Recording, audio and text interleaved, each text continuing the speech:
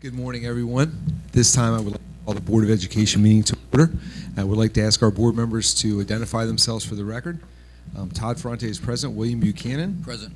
Katie Addis. Present. John Andes. Present. William Gordy is here, but he will be here shortly, and he is absent. And Elena McComas. Here. And Donald Smack. Here. We do have a quorum. And now I would like to ask for an approval of today's agenda. I need a motion and a second. Motion. Motion by Mr. Smack. Second. A second by Ms. McComas. All in favor? Aye. Any opposed? Thank you very much. And today is a special day, and we have our Clerk of Court, Susan Brannicky, here to do the swearing in of our 4 incumbent board members for a second 4-year term. Excuse me, 4. I said 4, it's 3. I'm a little ahead of myself. We don't know who the 4th is, but we're going to find them. So we have, she's going to do the swearing in, so Susan, we'll ask the board members to come forward. We can do this one at a time or all together? I think we can do it all together, yeah. I would ask John Andes, Thomas, and Mr. Smack to come forward.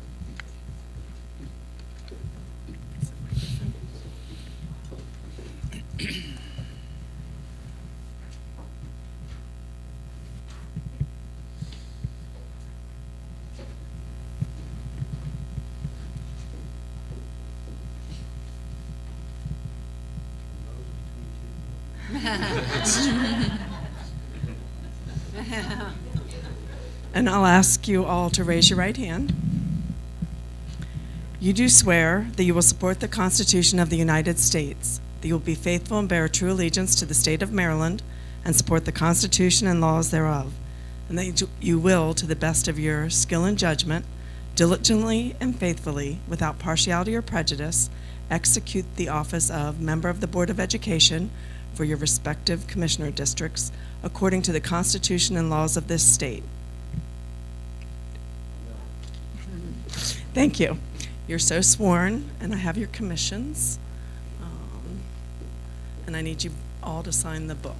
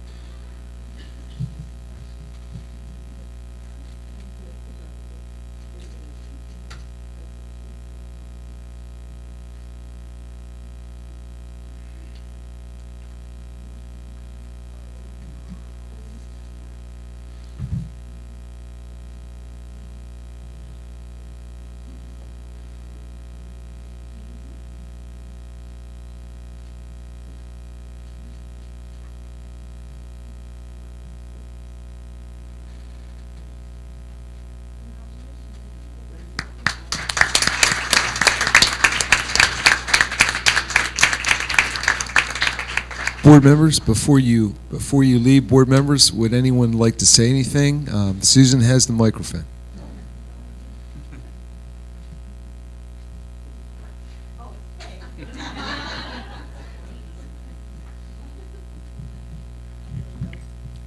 I just want to say thank you to so many people for being there, for working so hard, for believing in me and what we're trying to do. And so thank you all for being here. I invited family, and family for me is so extended at this point, and I love it, and it's so important to me. So God bless you. Thank you.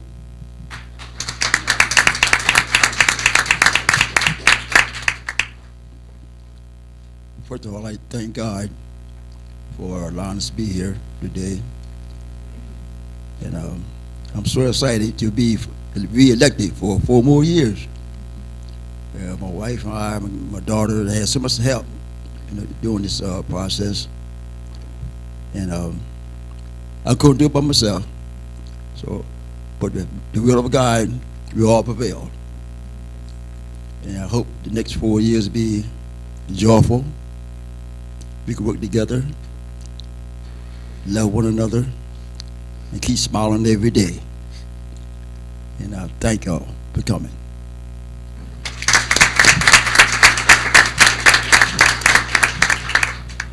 Good morning, everyone. Happy Tuesday. It's a beautiful day in Worcester County.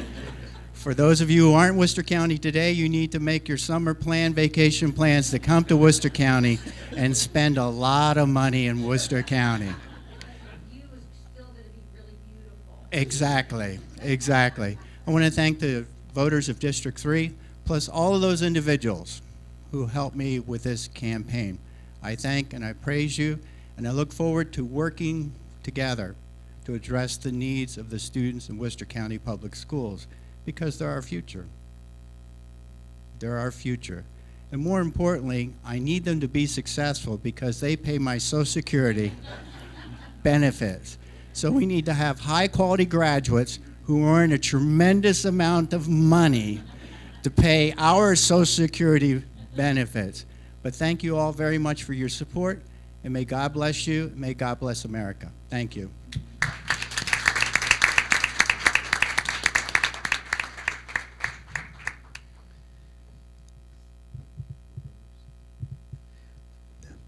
Okay. Thank everybody. I congratulate all of our incumbents, and I look forward to working with you as well as all of our board members do over the next several years. And now it's time to ask for a motion to enter into closed session. And I'm sorry that I have to kick everybody out. At least take some snacks with you when you leave. Yes, please take snacks. I end up with them and I don't need them.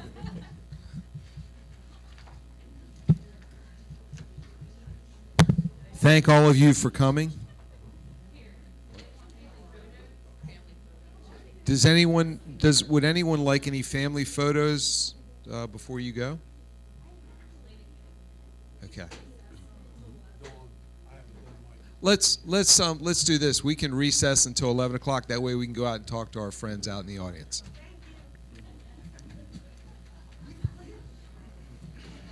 Good morning, sir. Morning, sir. Congratulations. Go.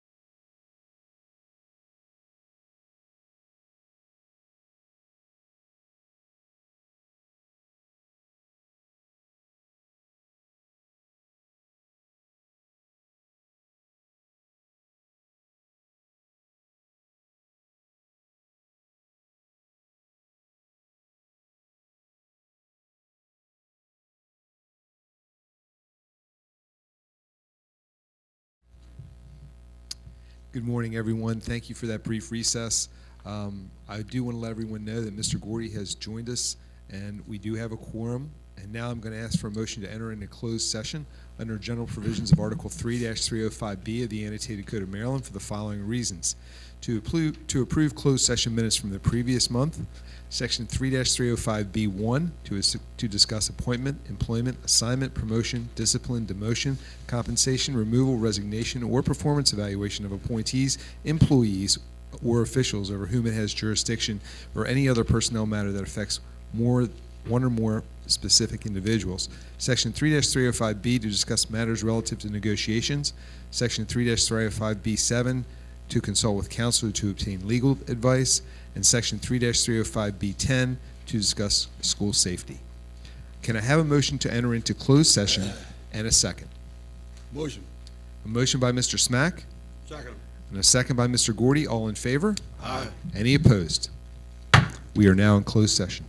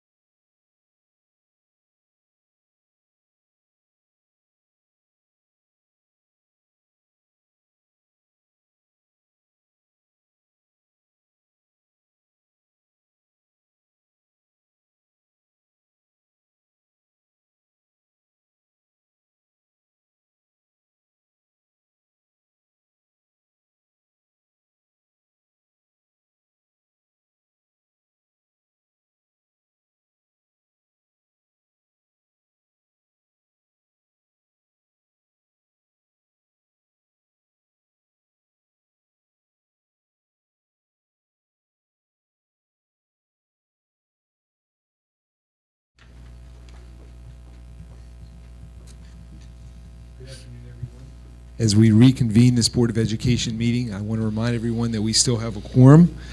Today, we had a closed session meeting was held pursuant to the Articles of 3-305B of the Annotated Code of Maryland to approve previous closed session minutes, to discuss personnel matters, and to consult with legal counsel and discuss matters relative to negotiations, and to discuss school safety. Today, we have Pastor Bob Blevins from Glad Tidings Assembly of God with us today from Pocomoke, and he will lead us in the invocation. Thank you for coming, Pastor Blevins. Please remain standing for the Pledge of Allegiance. Heavenly Father, we ask for your blessing upon every student that there is in this county. Lord, we ask that you would bring that blessing by providing the wisdom needed to every member of this council. Lord, you provide what is needed to them to face every issue that comes before them. Bring your blessing upon everyone who took the time to be here. And Lord, we ask you to grant blessings to these students that will affect generations to come. We ask in your precious name. Amen. Amen. Pledge allegiance to the flag of the United States of America and to the republic for which it stands, one nation, under God, indivisible, with liberty and justice for all. Pastor Blevins, thank you so much. We appreciate you being here today.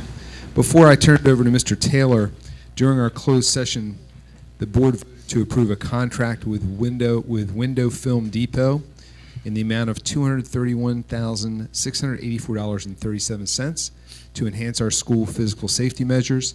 The motion was made by Mrs. McComas and was seconded by Ms. Addis, and we voted unanimously to approve it. The contract is funded partially by a safety grant as well as local capital funding. And now I'll turn it over to Mr. Taylor. Thank you, Mr. Ferrante. I don't know why this excites me every year, but it's the only time that I have the gavel for the Board of Education.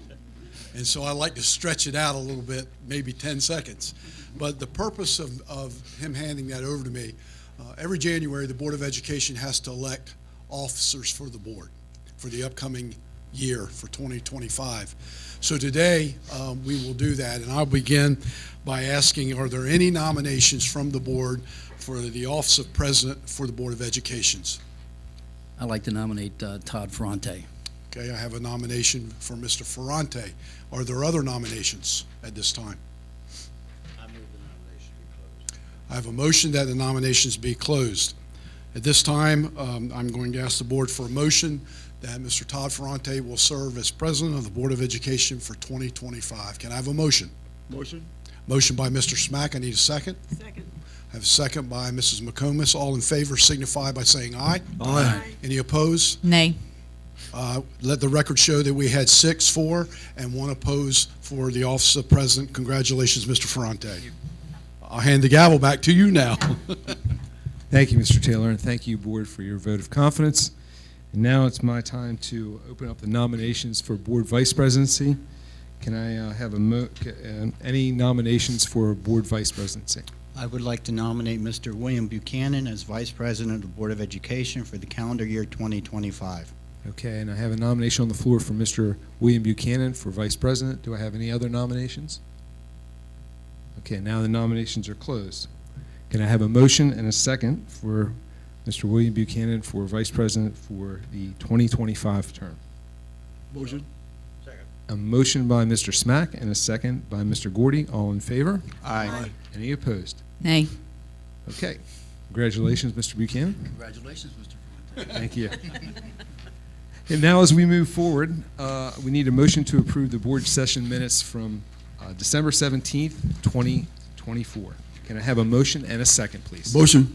Motion by Mr. Snack. Do I have a second? Second. A second by Mr. Gordy. All in favor? Aye. Any opposed? Thank you very much. And now I'm going to turn it over to Mr. Taylor for the superintendent's report. Thank you, Mr. Ferrante. Let me say, first and foremost, this is going to be a difficult superintendent's report today. First, let me begin by saying good afternoon to my outstanding Board of Education, those who are in attendance here today, our audience, and those watching by live stream. This is a big day for me, so I hope you'll forgive my reliance on my notes so that I don't become too emotional. Last couple months, I've been honored by the leadership of this board as they've asked me to consider continuing with another term as superintendent. As you may or may not know, my second term as superintendent ends this July. And since that time, I have done just that. I reflected back on both my career and the progress we have made as a school system, and I was overcome by a single thought. Being a part of Worcester County Public Schools family has truly been one of the greatest, if not the greatest, honor and privilege that I've had in my life. My entire life has been intertwined with this school system since its start. Let me just tell you, it's 60 years, because I started in 1965 as a kindergarten little kid at Ocean City Elementary School. I proudly attended these schools as a student, and since beginning my career as a teacher way back in 1983, I have loved every single position I have held along the way. I have also been so fortunate during both my education and career to have a network of mentors, one of whom is sitting on this board today, who encouraged me and showed me what it is to be a leader. Dr. Andes, I thank you. I think everybody is familiar with the phrase, leave it better than you found it. Well, stepping into the superintendency in 2016 was probably the most daunting challenge I've faced in my life, because here in Worcester County, excellence, let me repeat that word, excellence is our tradition. And bettering excellence, as you can imagine, is extraordinarily difficult. But here we are today, and despite the challenges that have come our way, I truly believe that we have made such positive progress here in Worcester County Public Schools. Our school system continues to outperform the state and other school systems within it. We have invested in cutting-edge technology to ensure we are reaching and engaging the learners of today and tomorrow.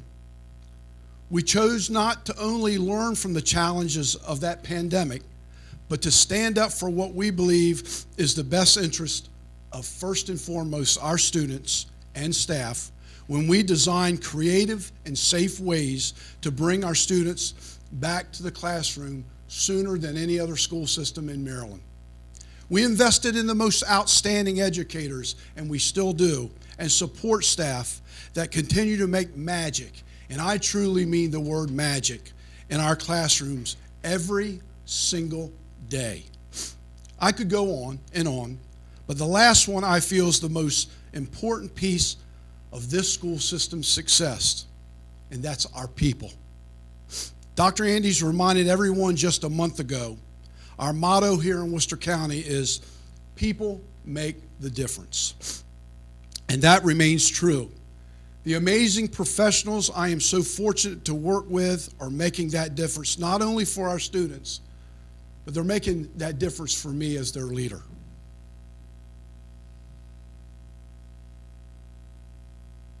For the past 41 years of my career, it has been the people, our students, our colleagues, my colleagues, and our community as a whole who have shaped me into the superintendent of today, and I could not be more grateful. I cannot tell you how impactful the kindness, trust, and support this community has shown me over the last 41 years, especially the last 2 years. In truth, it is what has kept me going. I want to thank this community, our staff, for the number of emails, the number of phone calls, the number of text messages, stopping me in church, stopping me in the grocery store to encourage and support what Worcester County Public Schools stands for. But I also recognize when it is time to pass the baton. So I have made the bittersweet decision to retire at the end of this school year. Education today is evolving, ladies and gentlemen, And it is time for our next generation of leaders to rise and leave their own stamp on this school system that I will tell you, and I mean this, I truly love. I have every confidence that this board will select a leader who will, like I did, face the formidable challenge of pushing this already successful school system to great new heights, even higher than I pushed it. And they will not only meet those expectations, but exceed them. Mr. Gordy is the only board member that was on this board when I was chosen superintendent of schools. And I'd like to thank all of them, but Mr. Gordy, today I thank you personally. For me, while I don't quite know what my next step will be beyond this superintendency, we have a lot of road left to travel this school year, and I have no intentions, none at all, of letting off the gas, so to speak. I will keep the foot down, moving us forward. Before I turn it over now back to you, Mr. Ferrante, I have a few thank yous to make. Obviously, if I thanked everyone individually, we'd be here all day, so I'll simply only address two groups today. This first one's the most difficult for me, so bear with me. First, I want to say a heartfelt thank you to my family for their unwavering support. Whether it's been within my career or my personal life, my parents, brother and sister have been alongside me this entire journey. Through thick and thin, for better or worse, each step of the way, they've been there. In all honesty, words fail to really capture what their love, and ladies and gentlemen, I tell you, I have the most loving family. What their love and encouragement has meant to me. And while they aren't here in person, they are watching online in their winter home in Florida. Mom and Dad and Tammy, I love you guys and thank you. My brother Brooks is working, and certainly I have a chance to tell him the same when I see him. I love you all from the bottom of my heart. I am more than blessed to call you, each of you, family. I would also like to both thank this board and all those board members I have been fortunate to work with over the years for your support, and I assure you that even after I leave this chair, I will continue to be the biggest cheerleader for Worcester County Public Schools. I have been so blessed to work with outstanding Board of Education members. So rest assured that you will always have me as a true and faithful ally. And finally, to our entire school system. Every employee, every kid, every family, every community member, thank you for allowing me the privilege of serving you. And as always, may God continue to bless this school system and bless the people that work in it and serve our young people, and especially God bless the kids now and in the future who go through this outstanding school system. Thank you, and God bless each of you.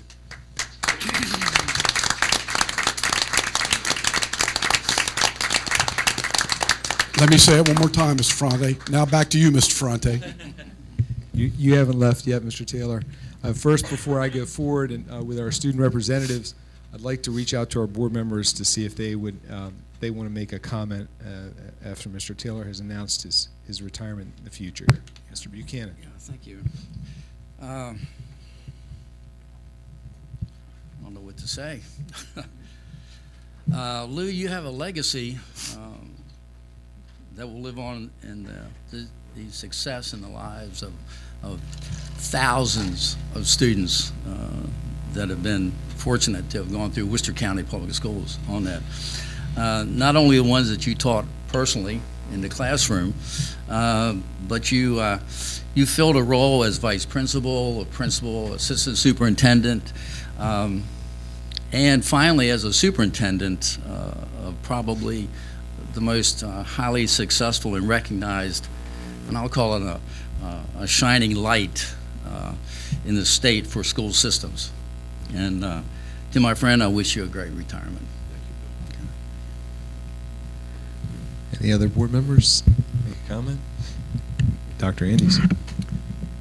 Thank you, Mr. Ferrante. I first met Mr. Taylor in July of 1996 when I became superintendent of schools. And during my 16 years, I had the pleasure of working with Mr. Taylor. Mr. Taylor did an outstanding job leading Stephen Decatur High School, one of the largest high schools on the eastern shore of Maryland, and led it to become a blue ribbon school, which is a tremendous, tremendous accomplishment on his behalf. I've also been fortunate to serve as a member of the Board of Education and worked with Mr. Taylor in that capacity. And through my work over the years as a superintendent of schools and executive director of the Eastern Shore of Maryland Education Consortium, I have probably worked or touched with over 100 superintendents of schools. And during that time period, I will say unequivocally that Lou Taylor is the best. I'll say it again. Lou Taylor is the best. And he's the best because he cares. He cares deeply about the school system, he cares deeply about the employees, and he cares deeply about each and every day making a difference in the lives of our students. He loves our school system, he loves our community, and as someone who is a come here, I want to applaud someone who is from here, who stayed here and made a significant difference in the lives of so many people. I look forward to working with him over the next 6 months to keep our school system moving forward, and I want to especially thank his family for sharing him with us. Because of their support and their love, as Mr. Taylor so eloquently said, it's made him into the man he is today. And I agree with him. He will continue to be the #1 cheerleader of Worcester County Public Schools. And as he always says, he bleeds blue. And that blue color is the Stephen Decatur High School color. And the difference that he has made in the lives of our community will forever be his legacy. So personally and professionally, I thank you. I thank you for what you have done. I thank you for what you've continued to do. And most importantly, I thank you for being my friend. And you said that I was your mentor. No, no, no, no, no. You were my mentor because you helped train me as a superintendent of schools. And I deeply appreciate that and your support.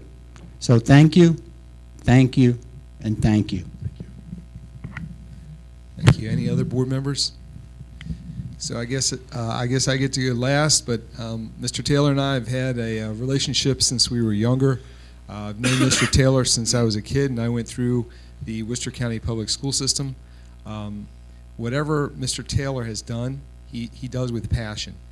And he's had an extremely full 41-year career. And it's interesting, you know, I think I live in this community, I grew up here, and I think I know a lot of people. But when I'm out with Mr. Taylor, there's all these younger students that have grown up now and have their own families. And they come up to him, they go, "Hey, BLT," which stands for Big Lou Taylor, if you didn't know. But he has lived a full life in this school system, and he has done it with such passion and commitment like I've never seen. He definitely bleeds blue, but he's loved this school system in its entirety and each and every student that's gone through it. And I feel confident in saying today that if Mr. Taylor wanted to renew his contract, that the majority of this board would sincerely applaud and support that. So now we have our work cut out for us. We have to go to work and we have to do our search, and we will do that, and we will pick the right candidate and make sure that this school system continues to thrive, and that whoever that person is will have the same type of passion that Mr. Taylor has had over the last 41 years. But whatever Mr. Taylor decides to do in the future, he will always be supporting Worcester County Public Schools, and I have no doubt of that. But I congratulate you on an incredible career, and I feel fortunate to have the opportunity to work with you.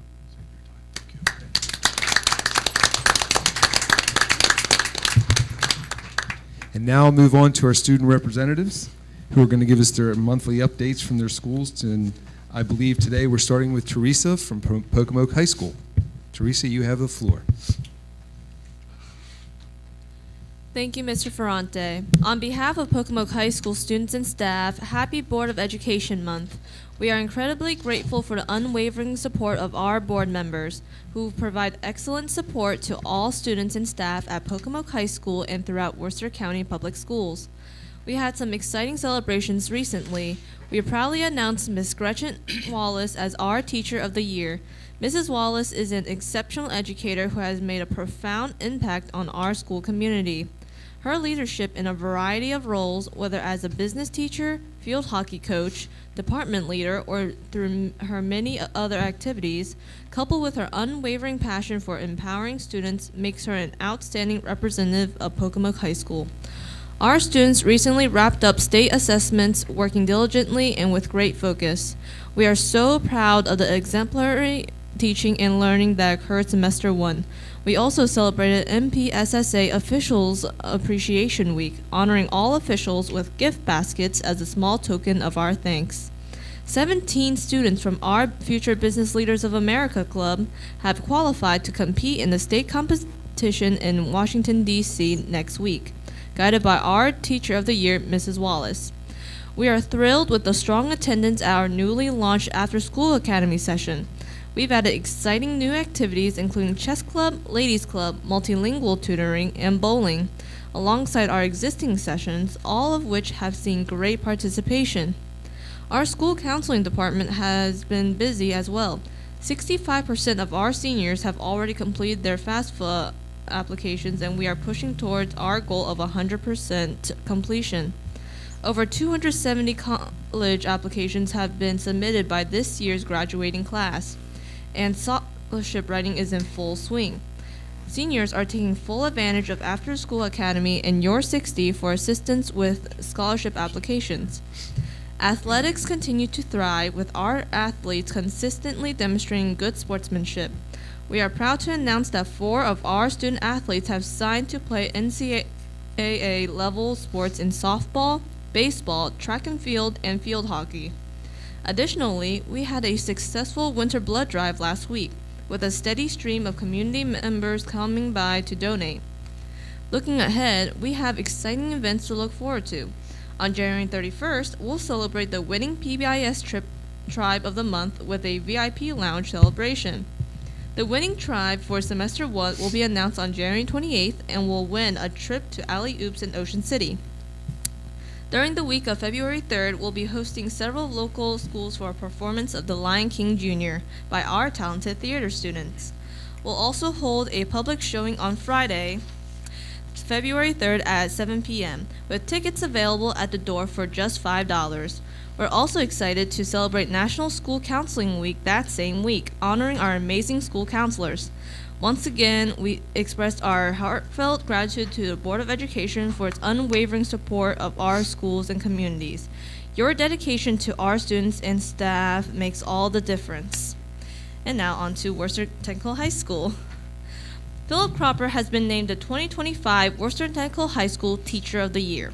His efforts to increase our apprenticeship opportunities through the inception of the Pines Cafe have paid big dividends, with 4 WCPS students hired and a former Worcester Technical High School culinary arts graduate as a part-time manager.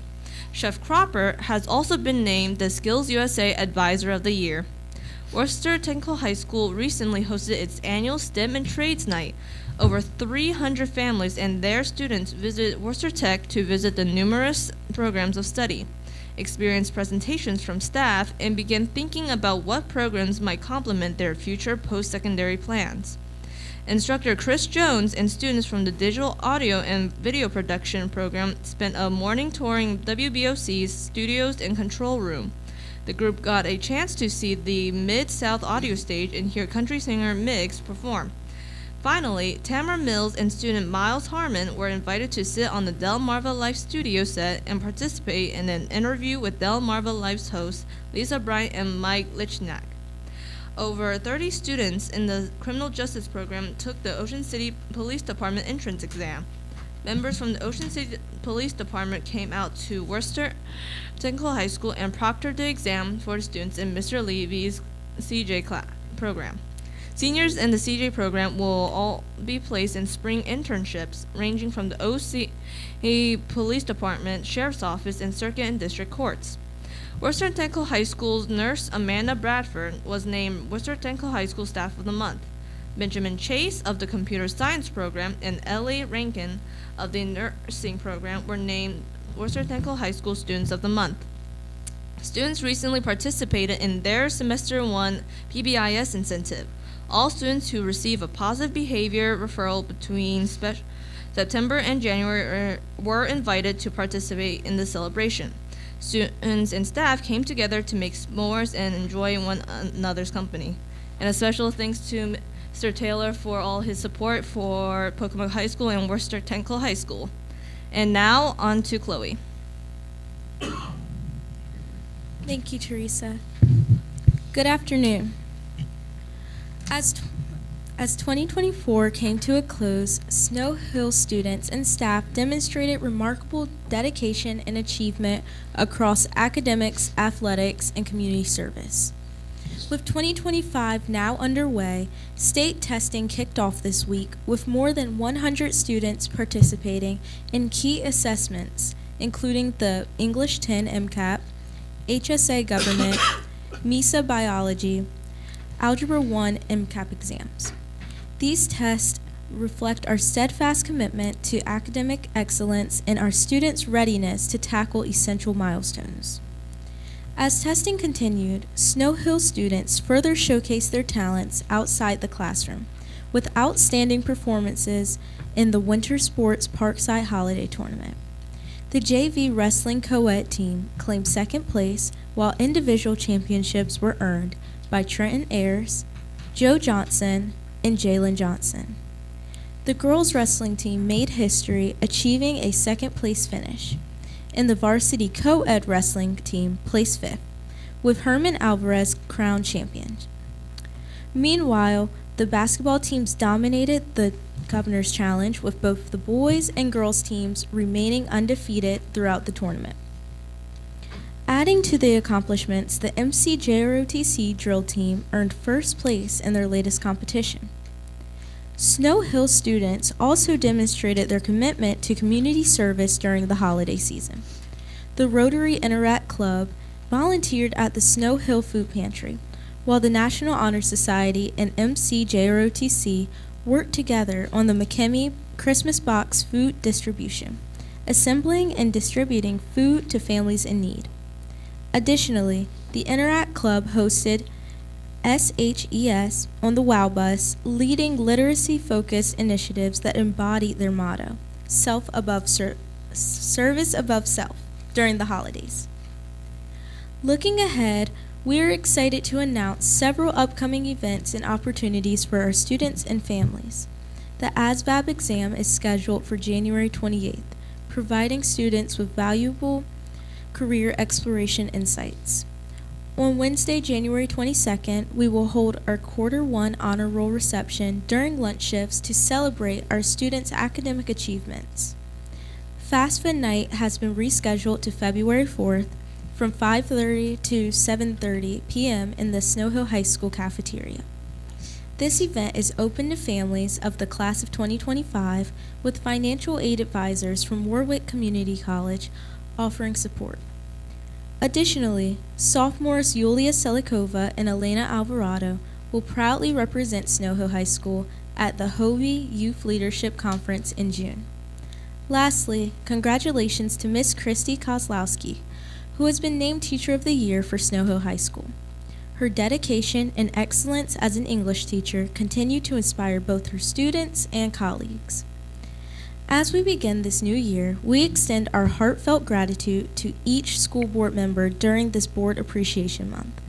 Your continuous support and dedication make a profound difference in the success of our students and the entire Snow Hill community. Now I'm passing it over to Luke. Thank you, Chloe. Greetings and warm tidings to everyone. The new year is certain to bring great things to Stephen Decatur High School. As the first semester comes to a close, we would like to thank our Student Government Association for sponsoring our holiday door decorating contest. Nearly every door in our entire building was decorated with festive themes and good tidings. It was an awesome way to conclude 2024. We also want to recognize our band and choral programs for their wonderful winter concerts at the end of December. Congratulations are in order for several of our students, including Adelaide Dawkins for earning All-State Chorus, our Maryland Page representative Evan Todd, our inaugural group of inductees into the newly founded Spanish Honor Society, our PBIS honorees, the numerous fall athletes who earned Bayside, regional, and all-state recognition, including Davin Chandler, who earned 2A State Football Player of the Year, and Coach Jake Coleman, who was named the 2A Coach of the Year. And lastly, our stock market game team finishers that were top 10 in the state. Meanwhile, the new year is starting off super busy. During the months of December and January, we have or will administer MISA, Government, MCAP English 10 and Algebra 1, Access for EL, and the ASK exams to approximately 900 students, all while teachers are preparing to administer final exams to close out the semester. Our counselors are preparing to hold 2 upcoming FAFSA orientations. The winter session of the After School Academy is off and running too, with tutorial programs offered in all major subjects and a handful of enrichment programs. Our winter athletes are busy with several of our teams now leading the Bayside South, and many of our tech-savvy students collectively entering the anticipated 100-plus entries into the Media Expo. We would like to congratulate Miss Belinda Sawyer on being named this year's Stephen Decatur High School Teacher of the Year. Miss Sawyer serves as the World Languages Department Chair and has taught all levels of Spanish for 22 years at Stephen Decatur, with a total of 28 years experience in her career. Additionally, Miss Sawyer is the advisor of the academic team. She serves on several committees and is the founding advisor for the Spanish Honor Society. We know she'll represent SDHS well in the Teacher of the Year program. And last, in celebration of School Board Recognition Month, we want to thank our fantastic board members for always putting students first and making Worcester County Public Schools the best in the state. Thank you, and a Happy New Year to everyone. Now back to you, Mr. Ferrante. Thank you, Lucas. Thank you, Chloe. Thank you, Teresa.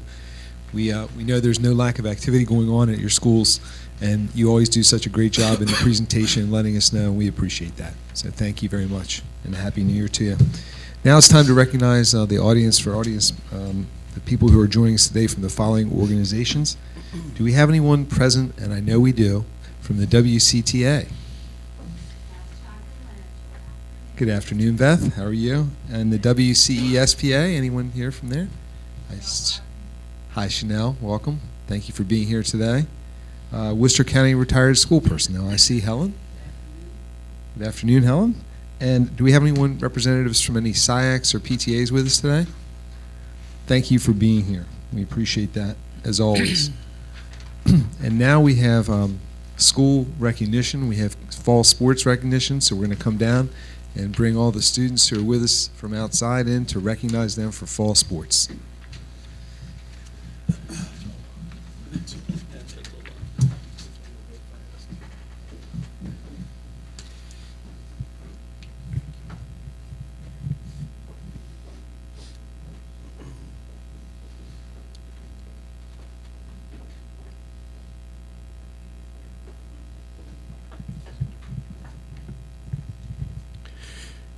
Good afternoon, members of the Board of Education, educators, families, and distinguished guests. This afternoon, we gather to celebrate the incredible achievements of our fall sports student athletes, a group of young men and women who have demonstrated excellence both on the field and in the classroom.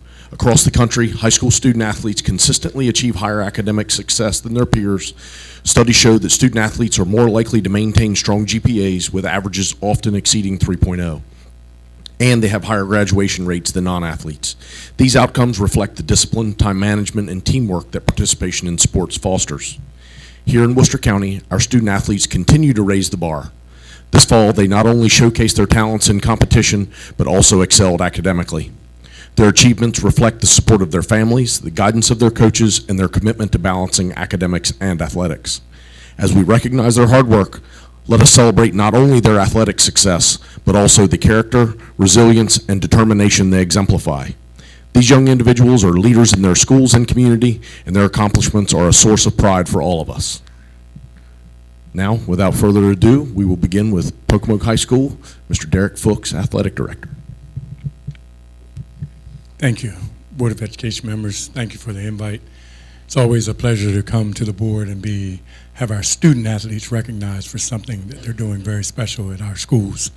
I want to first say for our fall athletes, out of the 90 athletes that we had in the fall, 73 were Minds in Motion athletes. That's about 80-some% of that 91. So let's give them a round of applause for that. I'm not going to prolong this ceremony at all. I'm going to leave it to our coaches. So right now I'm going to announce our two field hockey coaches as they come up, Ms. Wallace and Ms. Becker, as they come up to recognize our teams. Thank you. I'm Gretchen Wallace. This is Peyton Becker. We're both assistant coaches at Pocomoke High School for the field hockey team this year. What a season. It was a great season. It's my first year helping out, and so I did not understand or realize how magical Pocomoke field hockey is. It's amazing. Coach Brandy was not able to be here today. She sends her regrets. She is in Orlando, Florida, sunny Orlando, Florida. She's attending the National Field Hockey Coaches Association Hall of Fame induction ceremony for Susan Pusey. So we're thankful that she's representing Pocomoke field hockey there. Coach Brandy from day one taught us that we're not just a team, we're a family from day one. And this group of young women embraced that wholeheartedly. And we worked really hard on mental toughness, being physically prepared, and also believing in one another. We talked about it almost every day, and that's what we did. We had some tough losses through the season, but those losses fueled us going into playoffs, and we had a determination because of that. So we were thankful that we were able to go into playoffs. We played really great. We took one game at a time, and I could see how we were just getting better and better. We made it to the state championship. We fought very hard to get there. State championship, November the 9th at Stevenson University. At halftime, we were down 1-0. And we were a little scared, to be honest. But Coach Brandy, being the best coach I've ever seen, had a pep talk and told them to believe in themselves and to remember what we taught them. And they rallied back, and we won 3-1. So hands down, one of the best days of my life. So very good. So mental toughness, being physically prepared, and believing in one another, and that'll carry you through a long way in life. So I couldn't be more proud to introduce to you your 1A Maryland Field Hockey State Champions.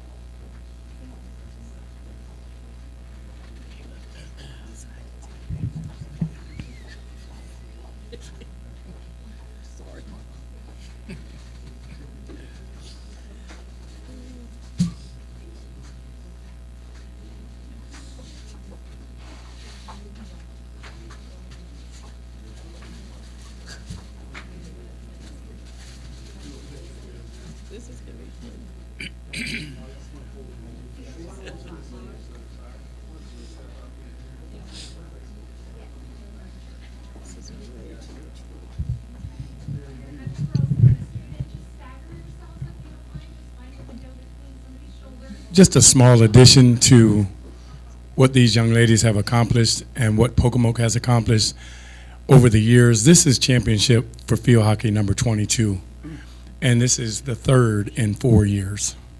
So that's a great accomplishment for such a small school that has 340 kids in the whole school.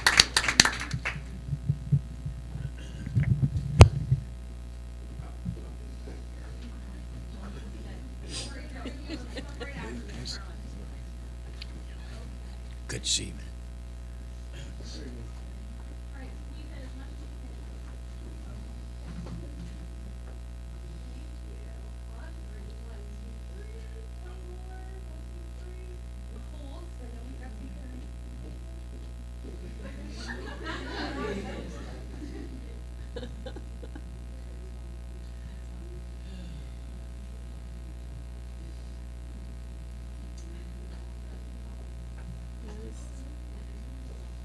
Congratulations, everyone.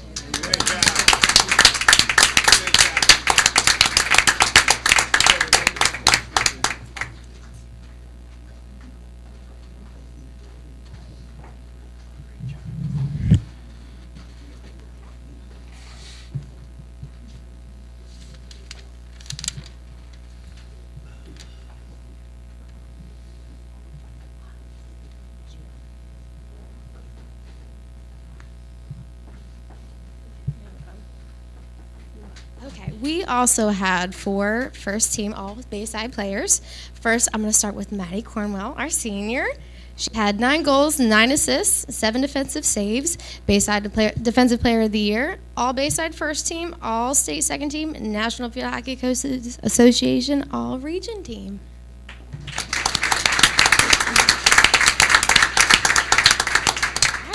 Next up, we've got Aubrey Jackson Bowen. She had 4 goals, 4 assists, and 1 defensive save on the year. She's the definition of tenacity with no let-up and stoic leadership on and off the field. She's involved in the offensive and defensive play no matter her position, and we look forward to following her the next level at Salisbury as a dual athlete, both in field hockey and track.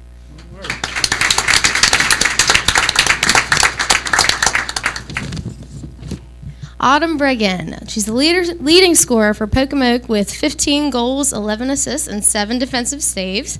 Named Bayside first team freshman and second team All-State as a freshman.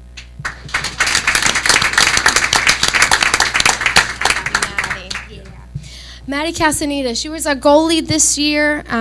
She had a 92% save percentage, saving 91 of 99 shots taken on her in the 2024 season. She was voted Goalie of the Year for the Bayside Conference, first team All-State, and selected All-State second team, making her one of the top 4 goalies in the state of Maryland. She couldn't be here today also as she's traveling back from playing at a hockey showcase in Florida.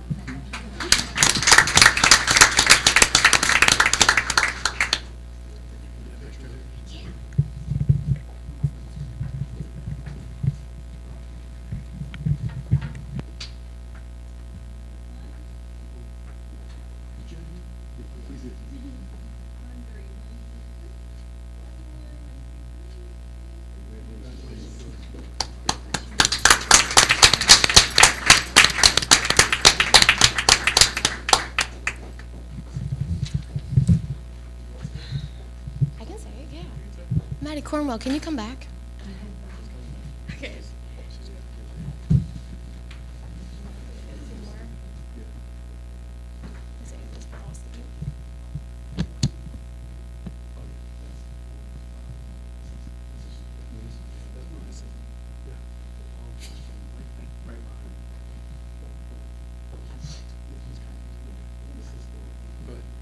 Maddie was also recognized for All-State. She was the captain and the nucleus of our play this season. She distributes the play, sees the entire field, and maintains possessions at all costs. She is the teammate that inspires her peers and her coaches. We look forward to watching her play at the next level as a 2026 commit to VCU.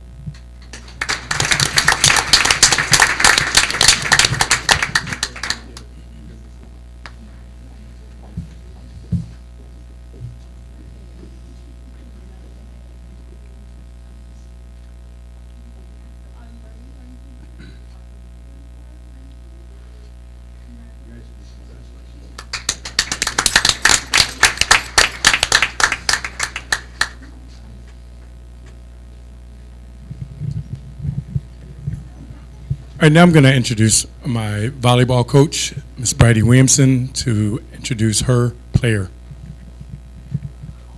Hello, I am Bridie Williamson. I'm the varsity volleyball coach. It's my great honor to stand here and recognize the incredible achievements of one of the most versatile athletes I have ever had the experience of coaching, and that's Kylie McCann. She came to Pocomoke as a freshman and quickly made her mark on our volleyball program, being pulled up to varsity as a freshman. And her sophomore year, she transitioned into a very demanding role as our setter. It's a position that requires not only technical precision, but also a strategic vision and leadership. This transition was amazing for her. She blossomed and became the heart of our team on the court. A couple of her statistics from just this season alone: she had a 90% serving accuracy. She averaged about 10 aces a match, which made her a constant threat from the service line. She had 115 assists, showcasing her ability to set her teammates up for great success. 80 digs, which, if you know a little bit about volleyball, setters, they do not do much serve receive or defensive situations, so that's like remarkable for her. And then she also had 20 kills on the season. But stats really don't capture alone what makes Kylie special. She is a leader in every sense of that word, whether it's encouraging her teammates, setting an example through her work ethic, or just stepping up when moments matter most. Kylie, your accomplishments this season made history. You're the first ever athlete in Pocomoke not only named First Team Bayside, but Bayside Conference Player of the Year for volleyball.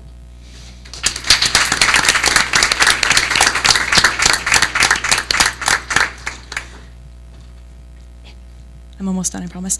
We're also proud of you, and I can't wait to see what more you'll accomplish in club season. I ref her for club season. And then your senior year and beyond. Congrats, Kylie.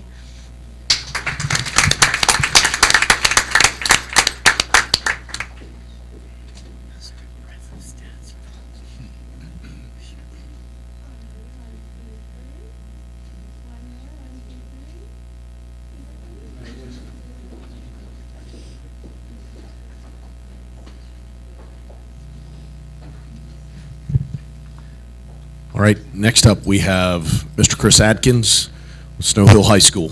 I'm going to brag on Chris for a minute here. Chris was most recently named the District 8 Athletic Director of the Year. He's not going to receive any awards for that today because it just happened in the past few days, but Chris is one of the most humble and hardworking people I know, and he would never, ever, ever in a million years get up here and say anything about it. So that's why I'm going to recognize him.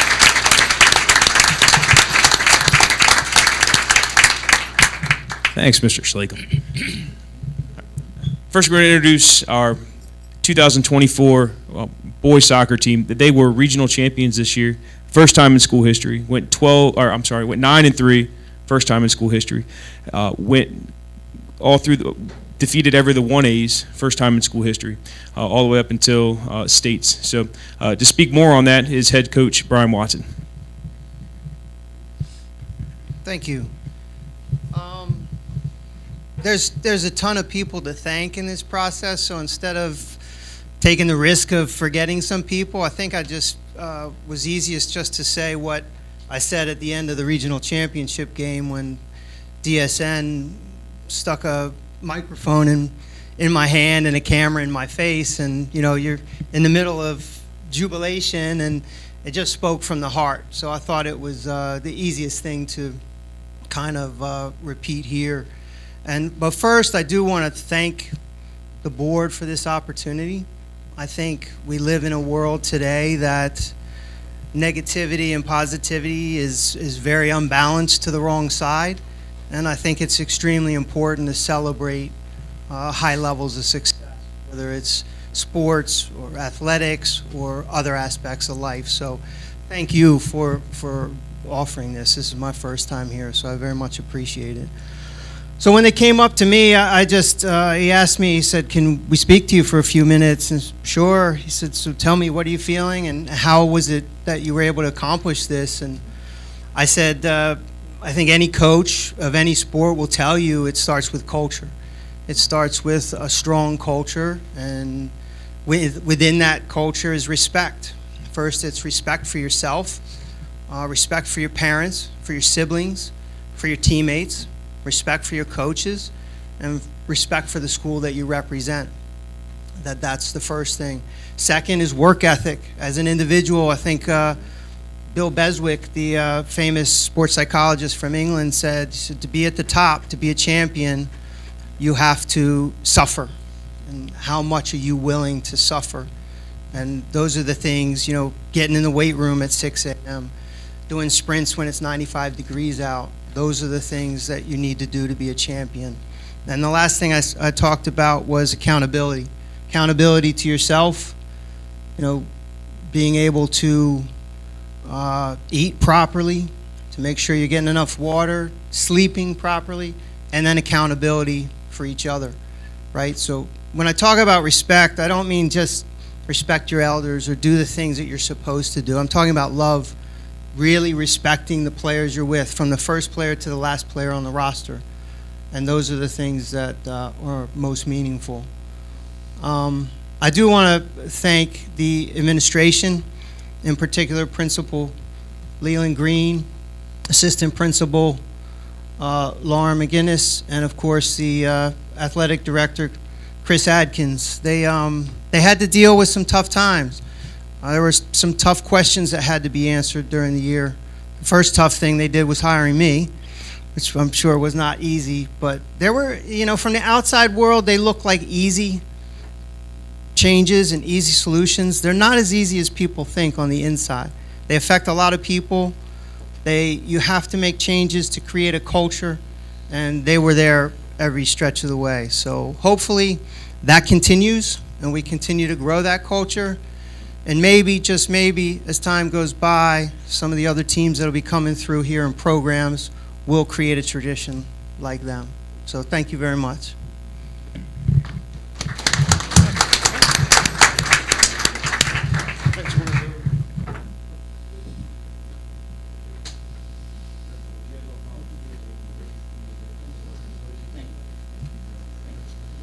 Good job, Justin.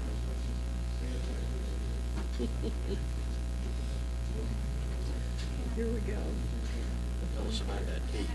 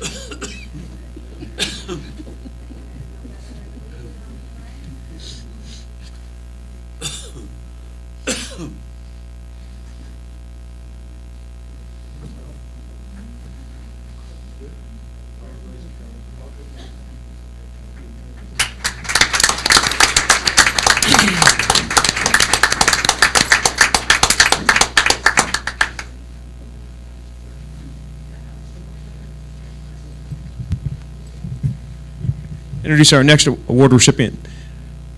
For the past 4 years, our volleyball team has been in the regional finals. We have developed, again, the coach talked about a culture. We've developed a culture where the girls are held accountable, the girls work hard, and that is by no small measure because of our head coach who received the Bayside South Coach of the Year, Mr. Keith Donaway.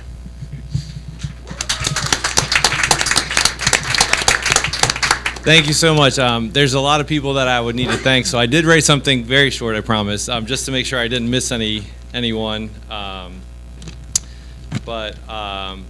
First, there are a lot of great coaches in the Bayside South, so I am very honored to be given this award. Our success is due to the support from our athletic director, our trainer, our school administrators, our board of ed, our parents, and of course, our amazing athletes who do help keep that positive and competitive culture. I'm fortunate to have a coaching staff that knows the sport and takes the initiative and creates a fun but focused atmosphere. And they were even willing to volunteer to continue to have the coaching staff that we needed because of some cuts that had to be made. So I'm hoping that that can be reinstated. But all in all, it's just been an amazing group to work with, and I appreciate the award. Thank you so much.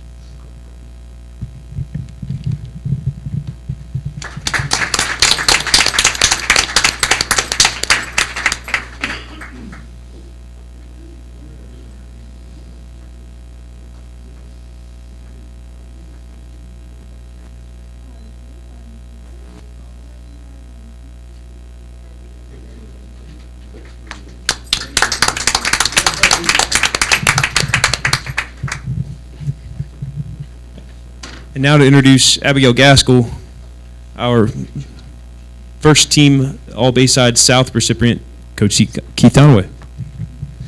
All right, so I would like to introduce a student athlete that I've had the pleasure of coaching, Abigail Gaskell. Come on up a little. Abby is a student who has been instrumental in keeping this positive and competitive culture. She's been on the varsity team for all 4 years of high school. She's had, over her career, almost 200 aces out of about 900 serves, has spiked the ball to win a point 353 times the last 3 years, all over 100, and has successfully passed other teams' serves or spikes over 1,300 times during the games. But what makes her stand out even more is her attitude. She exhibits sportsmanship and positivity even when it's tough to do so. And is truly a great role model for the other athletes. The other coaches in the Bayside have noticed, and Abby was selected as a first team All Bayside South Conference recipient. Congratulations, Abby.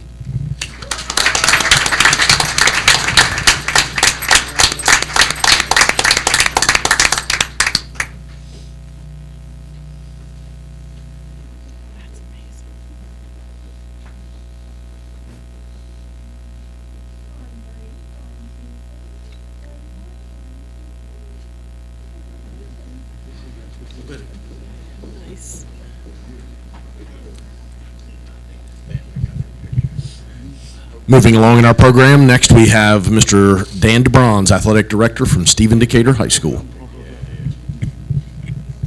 Good afternoon, everybody. I want to thank you for inviting us here today. Before we introduce our cross-country coach, I want to brag about Stephen Decatur High School a little bit. We had 416 student athletes try out for sports this year, which I think is an all-time high for me as an athletic director anyway. Out of those 416 kids, I'm proud to say that 311 of them qualified for a Minds in Motion Award, which is a grade point average of 3.25 or higher. So that's a great testament to our students and our teachers and our coaches. So way to go, guys.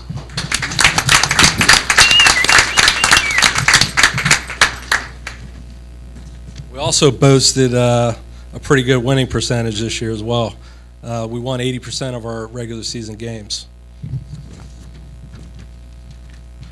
All right, first I'm going to introduce our head cross-country coach, Brenda Hommel. Hello, thank you for having me today. I'm here to celebrate and introduce our girls and boys cross-country team representatives. So we have Amber Marshall, Eliza Myers, Kaylin Haller, and Braden Bell with us today. Both the girls and boys teams had amazing seasons this year, winning every regular Bayside event or meet. Losing, the girls, our inaugural, would be our second big meet, the Rumble in the Jungle, placed first in that with all Bayside teams, plus we also had some private schools there. The boys came in second at that meet, only to Ken Island. Like I said, our regular scheduled Bayside meets, we won every one of them. And then our Bayside South, we won. The Bayside meet, the girls came in second, only to Queen Anne's by 1 point, and the boys came in second to Ken Island. Advancing to regionals, we are in one of the most challenging and most competitive regions, the 3A East. When we actually look at times, we would do better in the 4A region than we are in the 3A East. It is one of the most challenging regions for cross country and track.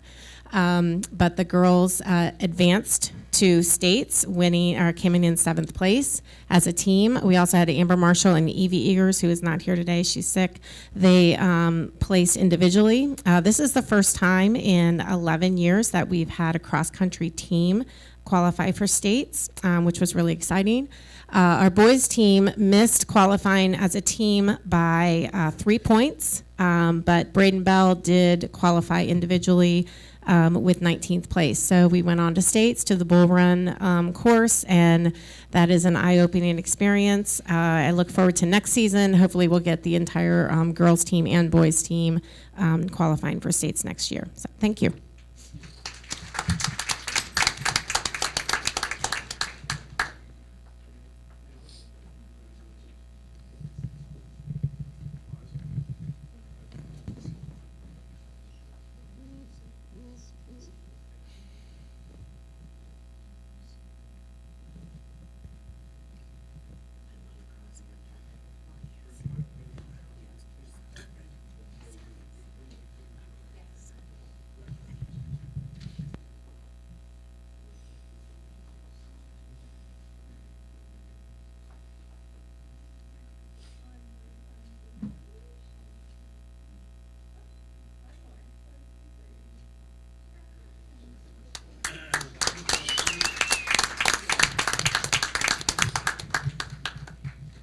All right, next I'm going to introduce you our golf coach, Mr. Dan Stearman.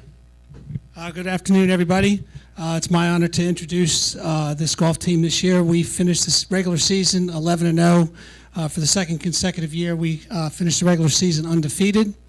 We won our third consecutive Bayside title this year as well, and finished, our fourth straight Bayside title.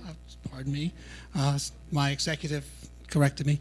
And our finished second in the district, which enabled us to send our golf team to the state tournament, where we finished 6th in the state, and we had one individual place in the top 10. That is Clayton McCabe. So it's my honor to introduce you to our Decatur golf team. Thank you.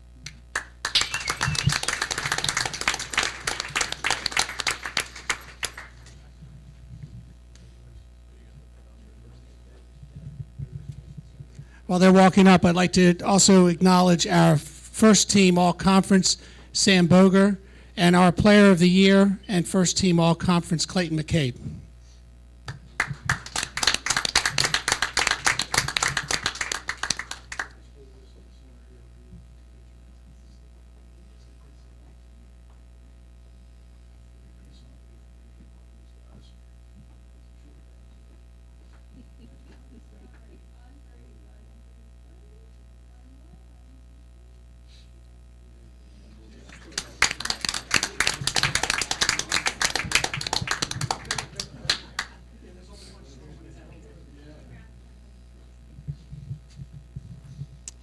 All right, next on the list is girls soccer and our head coach, Will Coolidge. Hello, everyone. So this year, the girls soccer team finished 10-3, improving on 9-3-1 from last year. We lost in the playoffs to Severna Park, who went on to win the state championship. So we'll be looking forward to seeing them next year. And then with me today, our two first-team all-conference players. First, we have Peyton Wilson. She's been a starting center back on our team since she was a freshman, as well as voted the MVP by the team this year. And then next to her, we have Maddie Tapley. She's the starting center midfielder for us. Scored 8 goals, had 4 assists, and was honorable mention All-State as well. Both are looking to play at the collegiate level. And we also only have 2 starting seniors leaving next year, so we'll have 9 returning starters. So we have high hopes for this next season. But yeah.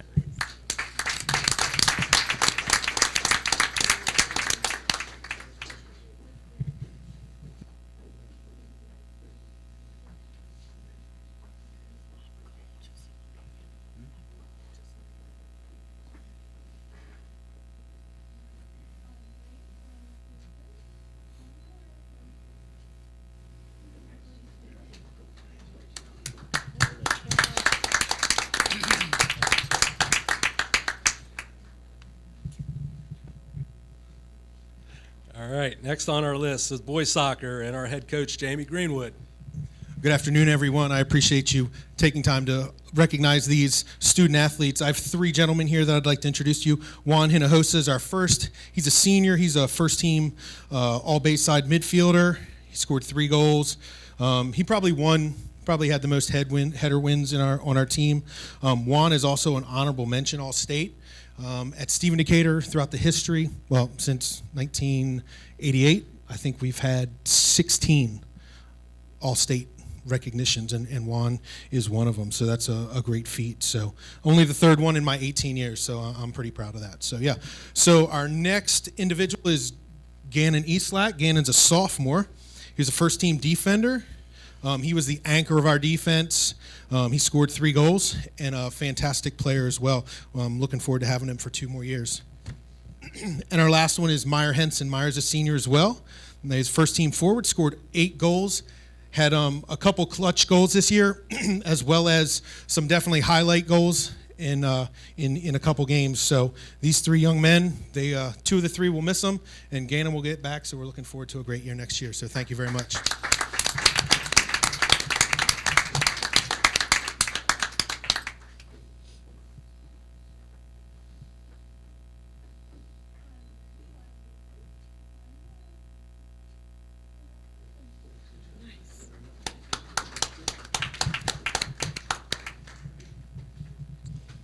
All right, next on our list is our volleyball team, headed up by Coach Sarah Patrick. Hi, good afternoon. The volleyball team this year at Decatur had a winning season. Our biggest accomplishment, I feel like, was our team building and the leadership that we had from our seniors. And our first recognition is one of our senior captains, Miss Julia Kinnear. Julia has played volleyball 3 seasons. She was an amazing captain this year. She pretty much played all around on the court as a middle. She had 29 kills, 20 digs, and 14 aces. Most middles don't get to serve, and Julia, we made sure, served in every game. She had a very consistent, hard, wonderful serve, and it won us a lot of points. We're going to miss her a lot next year.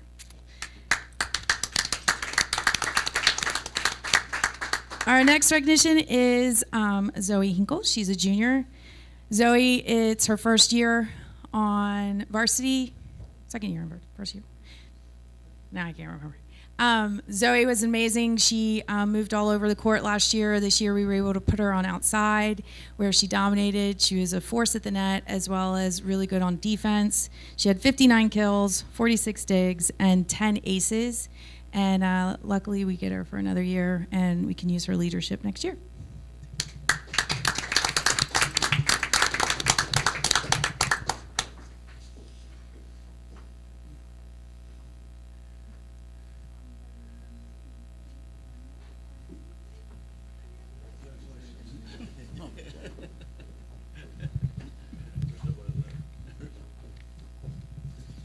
All right. I'm the field hockey coach for today.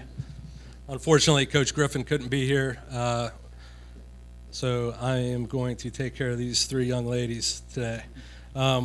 First, we have, let's see, where are we at? First, let me talk about Coach Griffin. She was our Bayside Conference Coach of the Year this year. Once again, Katie and Stan, they both do an outstanding job along with Coach Jamie. They put up a great product out on the field. They work these girls very hard, and Stephen Decatur is becoming a powerhouse in field hockey in the Bayside Conference. With that being said, we had 3 girls make first team all conference. Bailey Griffin.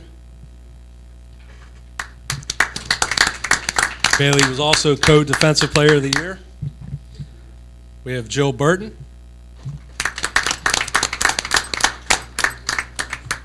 And Ava Snellsauer.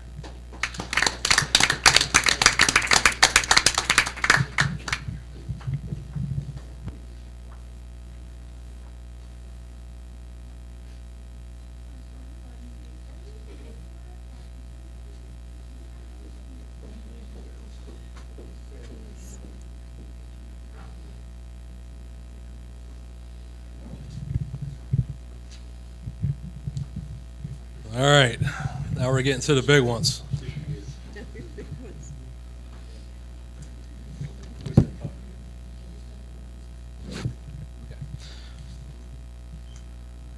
All right. We're going to give the mic to Mr. Aiden Scott here, and he's going to introduce. Tell them. Just walk in the mic. Well, welcome to Stephen Decatur Unified Tennis, everyone. I'm your man, Aiden Scott. Oh, we got a good one for you today. Let's give it up for Unified Tennis Team.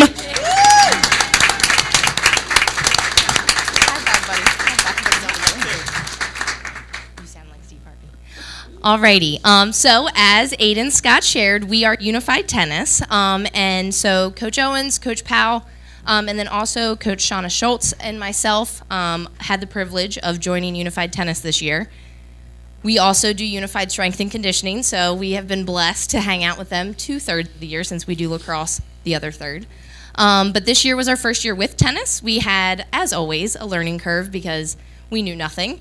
And so we have the best kids. We actually had student volunteers who actually play tennis at Stephen Decatur help us out a lot this season, taught us all the stuff, and then we ended up winning a state championship, which was pretty awesome. So we actually went undefeated this season. The kids did absolutely amazing, and they are so excited to be here and celebrate their victory.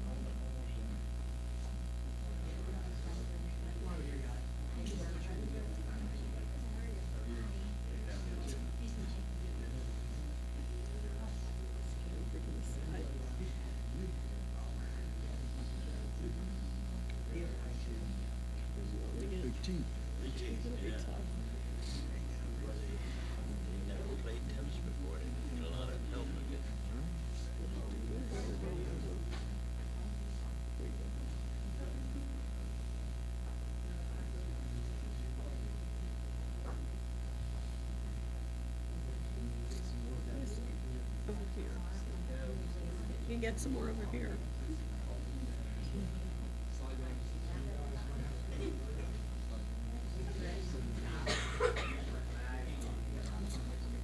There we go.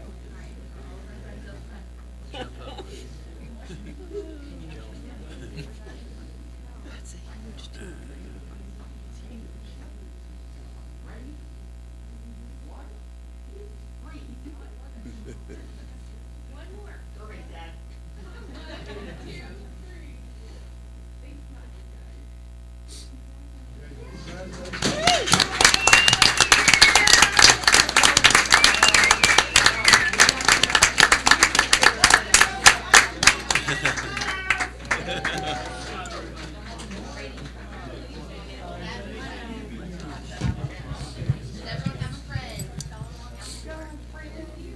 Katie, they brought their own cheerleader.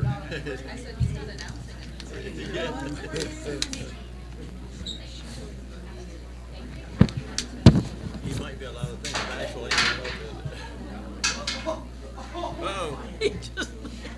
oh, we can fix it. Just go ahead. Don't worry about it. Oh my God. Do you know what? That thing is like crooked to begin with. Give it to Mr. Bell. We can fix it. That's all right. Tony's got it.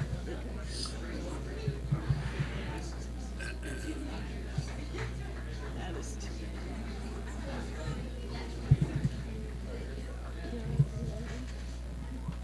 All right, we're going to move on to our last sport, football.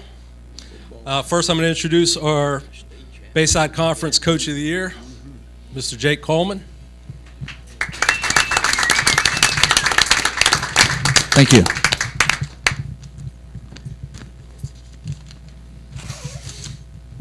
All right, coming in is your 28-0 back-to-back state championship, Stephen Decatur Seahawks.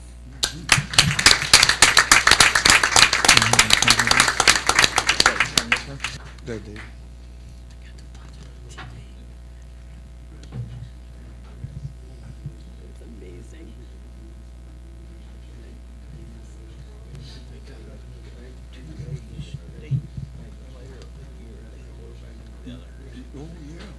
Awesome game.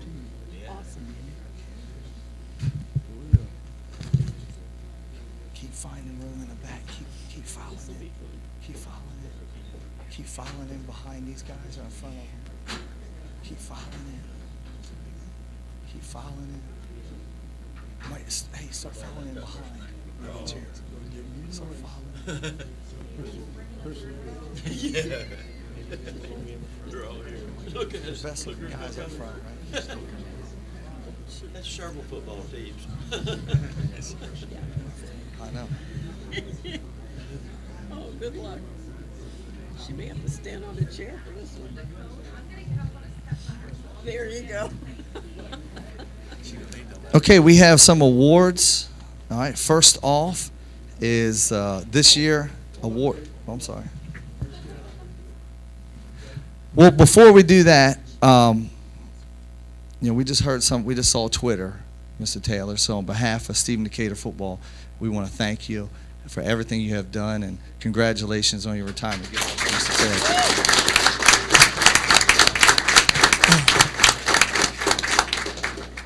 Awarded by the Bayside Conference coaches, this year's co-defensive player of the year is David Chandler.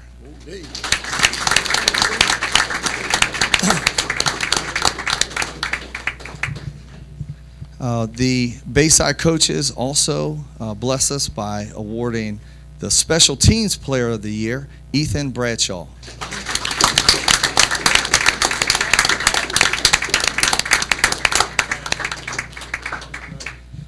David has committed to Vanderbilt University, and Ethan has committed to West Point. Pretty special.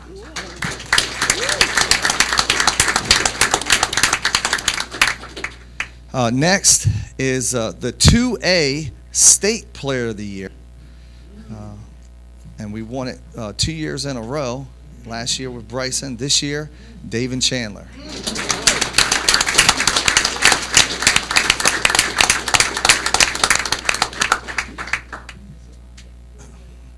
Okay, now we're moving on to the first team all-conference. David Chandler, Garrett Maloney, Johnny Hobgood, Blake Wallace. Sorry.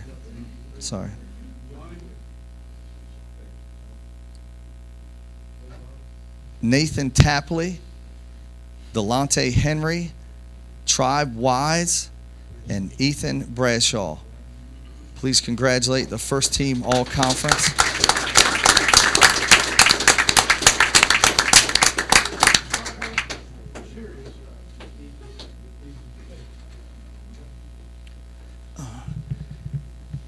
All right, collecting the next award, I'll just choose a player.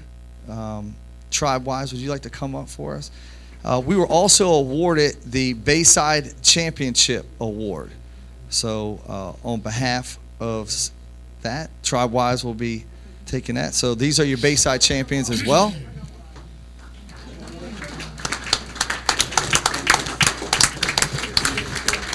All right, next is the All 2A East All Region team. The following players: Johnny Hobgood, Tribe Wise, Sakari Baker, Garrett Maloney, Nate Tapley, Peyton Travers, Delonte Henry, Ethan Bradshaw, David Chandler. All right, here we go. And Blake Wallace. It's worth mentioning, a minute ago, Tribe-wise collected that award. Tribe-wise is going on a football scholarship to Georgetown University.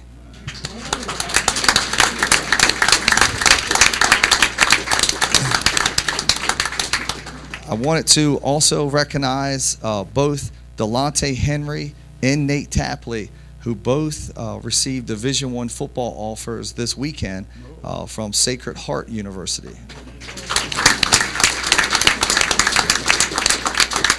And yesterday, Amarian Manuel accepted a football scholarship to Shepherd University, which is Division II out of West Virginia.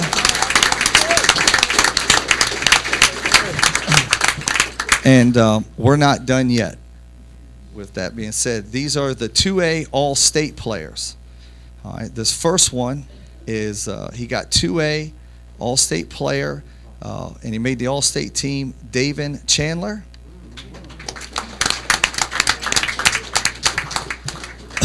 The next young man actually was awarded Sports Illustrated's Maryland State quarterback, which is private and public schools, and he also was awarded the overall 2A State Player of the Year by Sports Illustrated. That next person is Johnny Hobgood.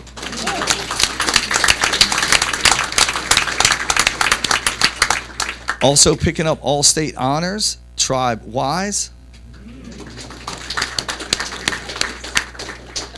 For the third year in a row, and also is going to play football at Salisbury University, Garrett Maloney.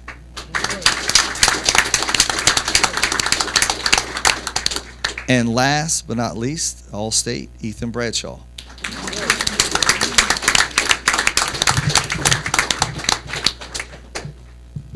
There's actually one more award. Coach Coleman was selected as the 2A Coach of the Year. This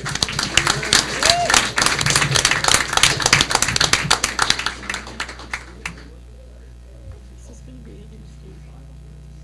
Good luck, Carrie.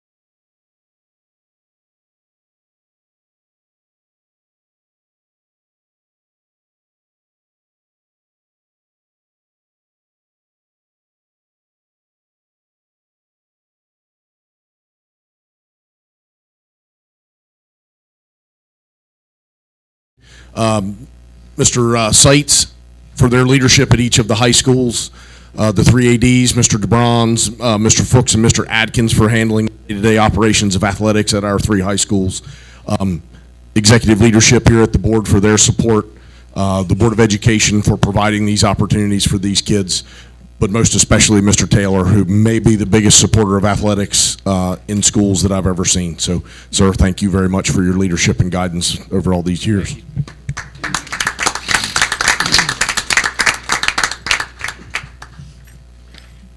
Okay, thank you, Mr. Slacum. Appreciate that.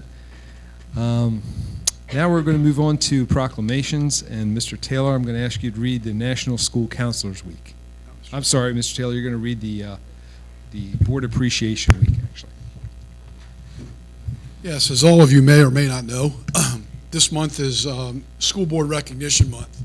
As I said in my comments earlier, we are blessed in Worcester County to really have an outstanding school board who puts kids first and does just tremendous work. Many of you don't see the work they do, but it just really supports our kids here in Worcester County. So it's my privilege today to read this proclamation for the school board here in Worcester County, and it is, whereas the mission of the public schools is to meet the diverse educational needs of all children and to empower them to become competent, productive contributors to a democratic society and ever-changing world. And whereas local school board members are committed to children, probably the most important line, and believe that all children can be successful learners, and that the best education is tailored to the individual needs of the child. And whereas local school board members work closely with parents, educational professionals, and other community members to create the educational vision we want for our students. And whereas local school board members are responsible for ensuring the structure that provides a solid foundation for our school system, and whereas local school board members are strong advocates for public education and are responsible for communicating the needs of the school district to the public and the public's expectations to the district. Now, therefore, I hereby declare my appreciation to the members of the Worcester County Board of Education and proclaim the month of January 2025 to the School Board Recognition Month. I urge all citizens to join me in recognizing the dedication and hard work of the local school board members in preparing today's students for tomorrow's world. An official recognition whereof I hereby affix my signature this 21st day of January 2025, and it's signed by myself, Lewis H. Taylor, Superintendent of Schools. And again, I couldn't thank this board enough for the job they do, not only supporting this school system, but also supporting me as Superintendent of Schools. So congratulations.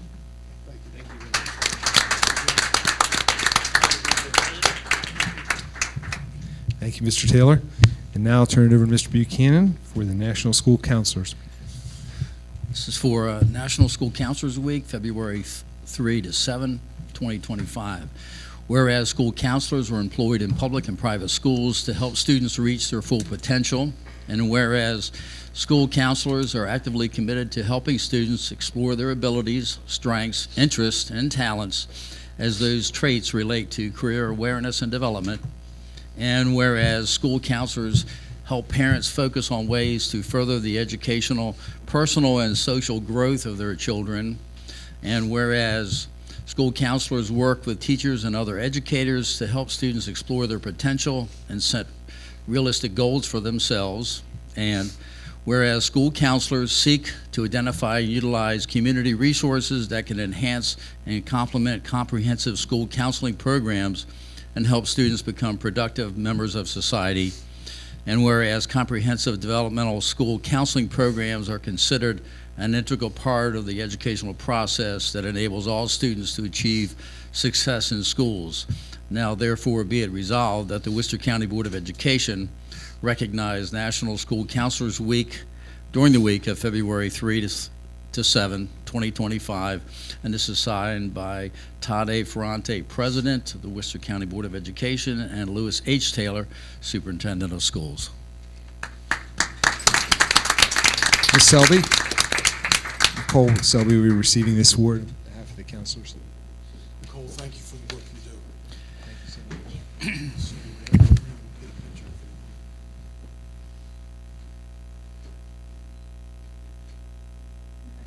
Thank you. Thank you.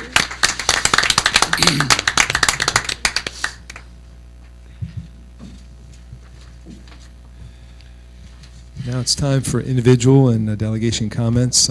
We do not have any speakers on our list. Is there anyone wishing to speak today to the Board of Education? Okay. We'll move forward with the curriculum instruction report, and I'll turn it over to Ms. Shorts. Thank you, Mr. Ferrante. And we do have one school presenting today, and that is BIS. So I'd like to welcome Dr. Gallagher and her team. And as they are setting up, I just would like to remind the board that starting in 2019-20, when we adopted our Apple devices, one of the things that our schools did start looking into, and BIS was the first school that attained this, was Apple Distinguished School Awards. And we currently have 4 schools, including BIS, that do have their Apple Distinguished School Awards. And BIS is going to share with us something a little bit different that they've done this year since they've received the award. The board members should know that once you receive the award, you have to continually work towards maintaining that honor.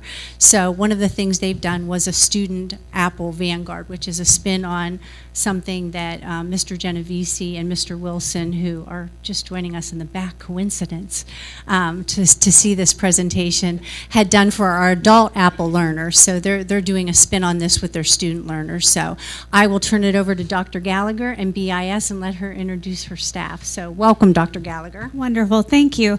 Thank you for having us today, and it's exciting for us to be here. The last time I had the opportunity to speak to the board about the Apple technology implementation at BIS, we had just been named an Apple Distinguished School, so we are very proud of the progress that we have made in the last couple of years, because I feel like this is a shining example of us providing students opportunities to be leaders in the classroom. For 10 and 11-year-olds, a lot of times this is when they are learning or just exploring what their niche might be. But I also think that this is an example of one of the ways in which we are good stewards of how you spend the money. We know that technology is a significant investment, and we do appreciate that because it gives us a tremendous opportunity with our educators to hone their craft, and also with our students to shine. So to take you back a little bit, when BIS embarked on this journey, one of the things that we had to do in the initial Apple Distinguished School application was to explain why utilizing technology was important to us. And for us, it was really about students having access, students having opportunity and choice in demonstrating their learning. And for teachers, you know, as leaders, we're always encouraging teachers and supporting teachers with new ways to offer opportunities to differentiate. It's important that every child can show us what they know in a multitude of ways. And so for us, we knew as we embarked on this journey that a big piece of appropriately using technology to enhance instruction, it began with the teachers and their preparedness. So if we look back to the spring of 2020 when we started, and Mr. Genovese and Mr. Wilson provide phenomenal opportunities to collect data. The teachers at BIS were surveyed, and you can see that initially about a third of them said, I don't feel prepared to utilize technology in my instruction. So we knew that the starting point of this for us was really making sure that our teachers had the skills that they needed to get to where we wanted them to be, which was using technology or allowing technology to be one of the ways that students could creatively demonstrate understanding. So based on this data, and this data actually even precedes my opportunity to serve as principal, which I think an important piece is for the leaders, it's not necessarily about having those technological skills, it's about having the vision. And so knowing that we had about a third of our staff that said, I'm not really ready, we began with Teacher PD. And so we looked at the opportunities that we had, both through Apple and through our phenomenal instructional technology staff, and we were able to ensure that all of our staff members were Apple Teacher Certified, which is offered through Apple. 19 current staff members. We've had some folks retire, some folks take some other opportunities or take advantage of opportunities. So at one point, it was 26 or 27 BIS staff members that had been through the Apple Vanguard, which is a phenomenal opportunity here in Worcester County Public Schools. Myself and Mr. Cowder both participated in Apple Executive Coaching, which is a one-on-one opportunity online with Apple leadership. We have 4 current staff members who are Apple Learning Coaches. So those are teachers who said, I want to go to the next step and applied to be those Apple Learning Coaches and did successfully complete the program. And then we have 1 current staff member who I will introduce to you in just a minute, who has actually been to the Apple Learning Academy in Texas, right? Texas. So once we achieved that Apple Distinguished School status, It was a second first day, as Daryl from Apple explained, and he said, you've gotten here, now you have to continue. So what we put in place at BIS for our teachers was what we call our BIS innovation teams. And in partnership with instructional technology, we use the majority of our faculty meeting time to focus on professional learning for our teachers so that they have the skills to utilize the devices and the platforms and give kids those opportunities to really creatively demonstrate learning.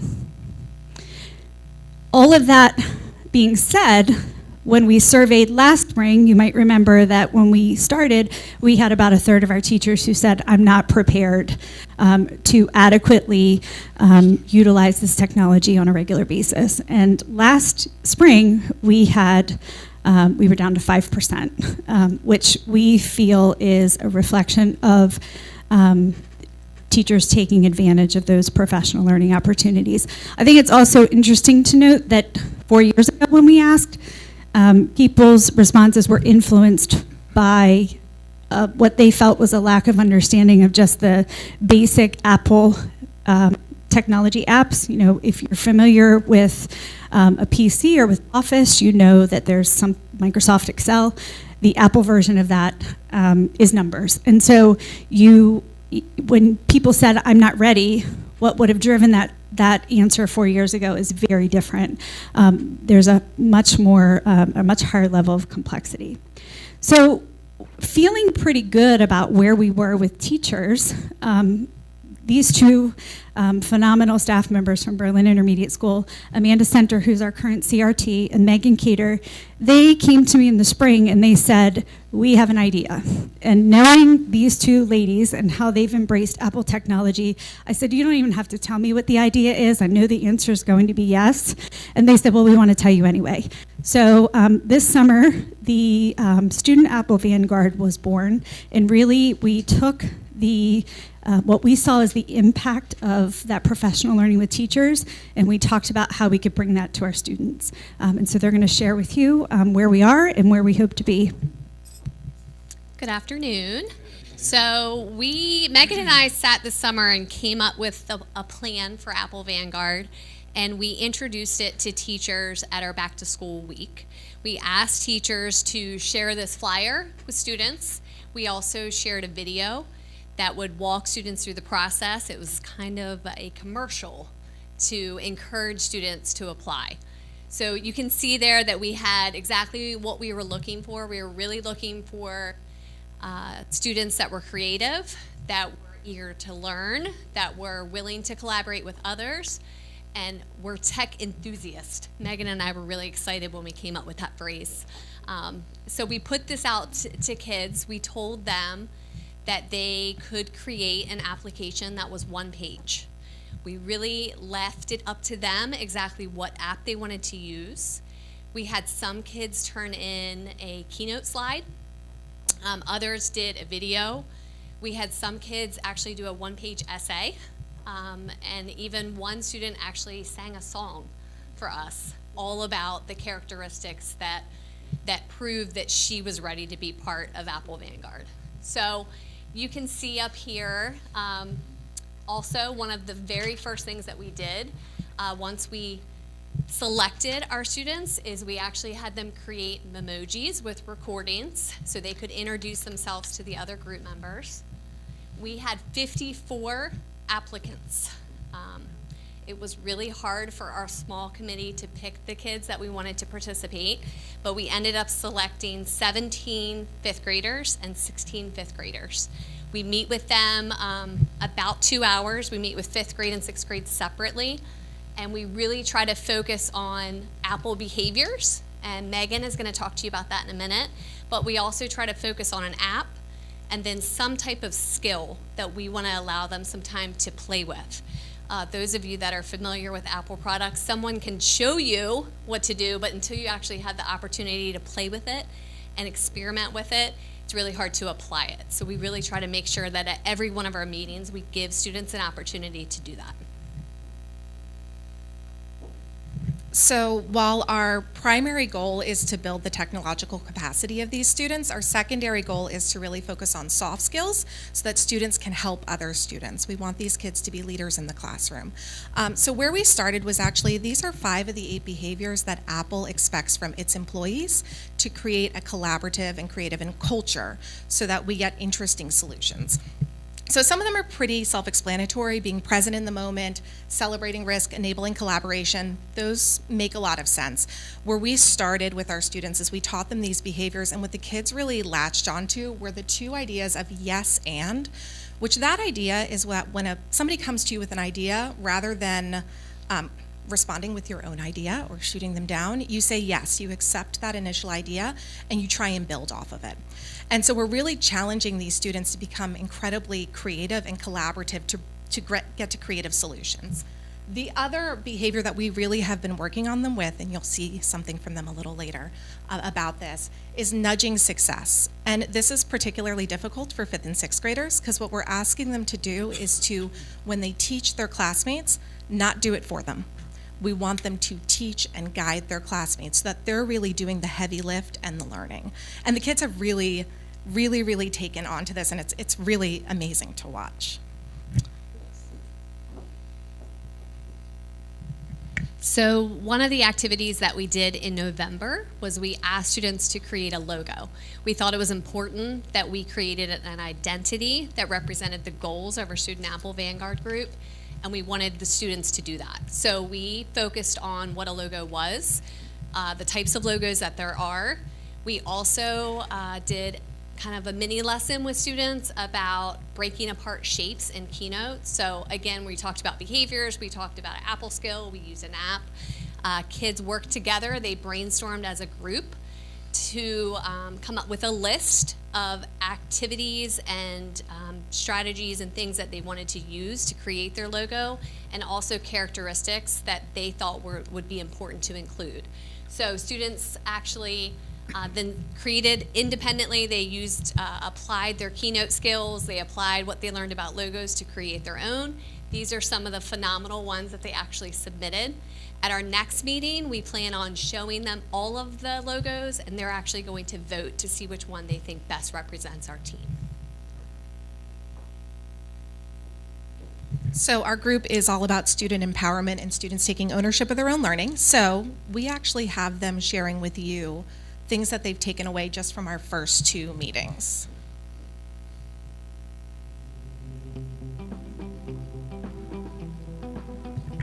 How has your work in Student Apple Vanguard helped you demonstrate your learning in class? It helped me whenever I use projects in school because it makes me know and feel like I actually know what I'm doing and not have to ask any questions. It helped me help other students with technology problems. Excellent. Well, Student Apple Vanguard has taught me more resources within the tools that we use, and I've been able to apply those resources to show off what I have learned and to my teachers. I'm able to help friends if they need help and work in small groups and all sorts of things. It has helped me demonstrate my learning because I've learned how to use Apple products like Keynote and other stuff that we use a lot in class. And does it help you show what you understand about what you're learning in class? Yes, it totally does. Why do you think Student Apple Vanguard is important? It teaches kids, and not just kids, but to help you learn and help others learn how we can use Apple technology better and different ways to use it. It helps you understand stuff about how to use the iPad correctly and stuff and the products. So that the kids or me can be kind of teachers and know the responsibility if someone needs help, we need to go help them and we can't just sit there. Because it teaches kids how to use technology in the right kind of way. And what have your biggest takeaways been so far? I think my biggest takeaway so far has been to let other students learn we have a rule in there like don't touch their iPads, and so it allows them to learn while being guided. I think that's probably my biggest takeaway. Apple behaviors and how to have a better conversation with other people. Editing, because in class I've been able to edit it without any problems, and it's really easy to if I know how to do it. It wasn't at school, but at home. I have an iPad. I use Procreate for like drawing, organizing, and making plans. So you can see we've only had 2 meetings and they're already getting a lot from it, which is awesome. Hopefully our goals in the future, we're eventually hoping that this becomes a think tank for teachers where they can actually go to this group of students for ideas of how to incorporate technology in their classroom and really have students take ownership of their learning. And last but not least, we do, in 6th grade, all of our students take keyboarding. It's part of how we make our schedule work. And so you can imagine that students spending an entire year on a keyboard learning to type, the typing skills, it gets a little monotonous. So we've been looking for other things to add in. And so when Daryl was here from Apple in November, when we welcomed the superintendents from around the state, we said, Daryl, is there a student version of the Apple teacher certification? If you go into the Apple community, you can find several lots of actually self-guided opportunities to expand your knowledge. And he said, there isn't now, but that doesn't mean that we can't make one. So hopefully we will be able to replicate in some fashion the Apple teacher certification to students and have that be a part of our 6th grade curriculum. So thank you.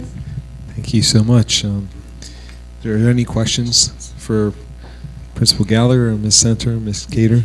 Yes. Yeah. Mr. Buchanan. Do you think that you could put together a Board of Education Apple Vanguard? I'm serious. It's You can come visit us, and our students would love to have you learn with us. Okay. Seriously. You know what? I'll really take you up on that. I mean, I bug Nick Genovese so much in regard to things, the technology on Apple, and I really have to admit that my 9-year-old granddaughter, Sailor, I have to go to her a lot and say, how do you do this? And she shows me. So if you started an Apple Vanguard for Board of Education members, I would be right there. And also, if anybody wants to come visit us, we still have 4 meetings left this year. And they're very different groups. The 5th grade, they're bubbly and they're like super, super collaborative and they have lots of great ideas. And the 6th grade is like in it and ready to get to work. And it's awesome. They're great differences between the students. But seriously, come and visit. It is a wonderful, wonderful, like joyous experience. Okay, thank you. Tomorrow, actually. 10 and 1. Come on down. The part that I really enjoy about this is that it inspires leadership and teamwork in the kids, and that's a great thing to say. So, thank you very much. Thank you so much, BIS. Great job. And yes. And we should have 2 more schools, Snow Hill Middle School and Snow Hill Elementary, working on their Apple Distinguished this year. So hopefully we'll have 2 more to add to the roster. So I'll turn it over to Dr. Wallace. Yes. Dr. Wallace? Good afternoon.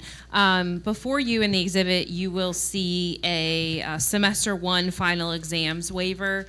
And with all of the inclement weather that we had, and then originally the state was keeping the timeline for state assessments that our students were taking. So we were taking assessments in some cases through tomorrow, or through this week, and it created a challenge for us because students were going to be out taking assessments. Students had missed time for weather, and so the superintendent felt like we brought it to him, and he felt like it was a good decision to bring it before you to waive our final exams. We have to bring that to you because it is a policy. It's policy 2B10 that governs all high school students taking final exams except students who have a state or national assessment to take. And so that is before you today. Our plan is that attendance is very important. So should you vote for this today And to waive this policy, I will send out a communication to our principals, who will then further communicate it to our teachers and our students. And students will be completing some sort of final project during that time that is a requirement, so they have to come just like a final exam. So before you, the superintendent is seeking a waiver to policy 2B10, final examinations for the 24-25 semester 1 courses that do not culminate in state required assessments. Thank you, Dr. Wallace. Can I have a motion and a second to waive policy 2B-10 for final examinations as presented? So moved. So a motion by Mr. Buchanan. Do I have a second? Second. A second by Ms. McComas. All in favor? Aye. Any opposed? Thank you, Dr. Wallace. Now I'll go back to Ms. Schwartz for the blueprint update. Thank you so much. Just a brief blueprint update. 2 things to discuss this month. The past few years, we've tried to do regional meetings around educating our community around the blueprint. They have been very general meetings, just Blueprint 101, and I see our strong school ladies are back in the audience. Welcome back. It's nice to see you. And they have attended many of those meetings. This year, we are going to continue doing those meetings, and Ms. Steers is going to update our website and push out some correspondence around that for our community. But we are going to be doing a deeper dive into the blueprint and more around where we are as a district around the pillars. And we've decided to do those more centrally located this year, both in February and March. We're going to be tackling those and coupling the pillars together, 1 and 3 together, and 2 and 4, just because of the way they kind of fall together. And Mr. Tolbert has already done a Pillar 5 presentation for our budget meeting, and he will continue to do those for SIAC presentations, joint SIAC presentations, or any other time that we'll be doing those because they fill in more around budget. So we'll continue to put those on the road. So those will be February 19th for pillars 1 and 3, and March 12th for pillars 2 and 4. Again, they'll be central here right here in this meeting. We're going to live stream them and also have those archived on our website in case anyone can't make it. And again, Carrie will be putting things out around those soon, and those meetings will both begin at 5:30. So again, just keeping the board up to date around our blueprint presentations. And also, there's been quite a bit in the news around the governor's budget and how that will impact the blueprint. Right now, we're hearing one area that that the governor is forecasting that it will impact is around collaborative planning, which is what we commonly refer to as the 60-40 planning element, mostly around Pillar 2 that Dr. App works very closely with, and that is around how teachers who are on the career ladder have 60% of their time that they work with students, and 40% of the time is spent in more collaborative planning time where they can work in intervention groups and also have PLC type of planning and other types of planning. And the governor is hinting at possibly pushing out funding to help schools do that. We've heard possibly as far as out 4 years at this point, and I'm looking at Mr. Tolbert because he hears as much about that in his CFO meetings as I hear about that. Again, any funding for that would go through the funding formula, so it doesn't impact Worcester as much as some other districts who don't have the funding formula that Worcester, because we get about 20% of what other districts get when things go through the funding formula. But it could be April until we really know anything final about the governor's budget. Although I know PZAM, which is Mr. Taylor's superintendent organization, is already doing quite a bit of lobbying and making sure, I guess lobbying wouldn't be the best word, but definitely staying in close contact with forecasting and trying to give their input around what they think would be best for cuts around the blueprint. So really to be determined around that, but I know a lot is coming out around that and Maryland's budget. So any questions? Any questions, board members? Mr. Yes, Gordy. Mr. Gordy. Does Worcester County currently have the resources to comply with the 60/40 mandate? Yes, Dr. Wallace and I have done some preliminary studies around that, and we believe that elementary schools may need a little bit of tweaking around that, but we feel that we're in good shape. That if the 4 years would be not pushed off, that we would be in good shape for that, yes. And the funding would be for additional resources in case we would need that to make that happen, but we think we would be in good shape with or without those resources. Dr. Andes? It's my understanding that the Accountability Implementation Board has actually voted to ask the governor to waive that requirement for up to, as Ms. Short said, 2 to 3 years out. That's my understanding. So the Accountability Implementation Board has already made the request to the Maryland General Assembly and to the governor that that requirement be pushed out for several years because of 2 reasons. One is there's a teacher shortage, and we can't find teachers to fill the slots now, and the 60/40 would require more teachers, not less teachers. And the second thing is there's a cost to it.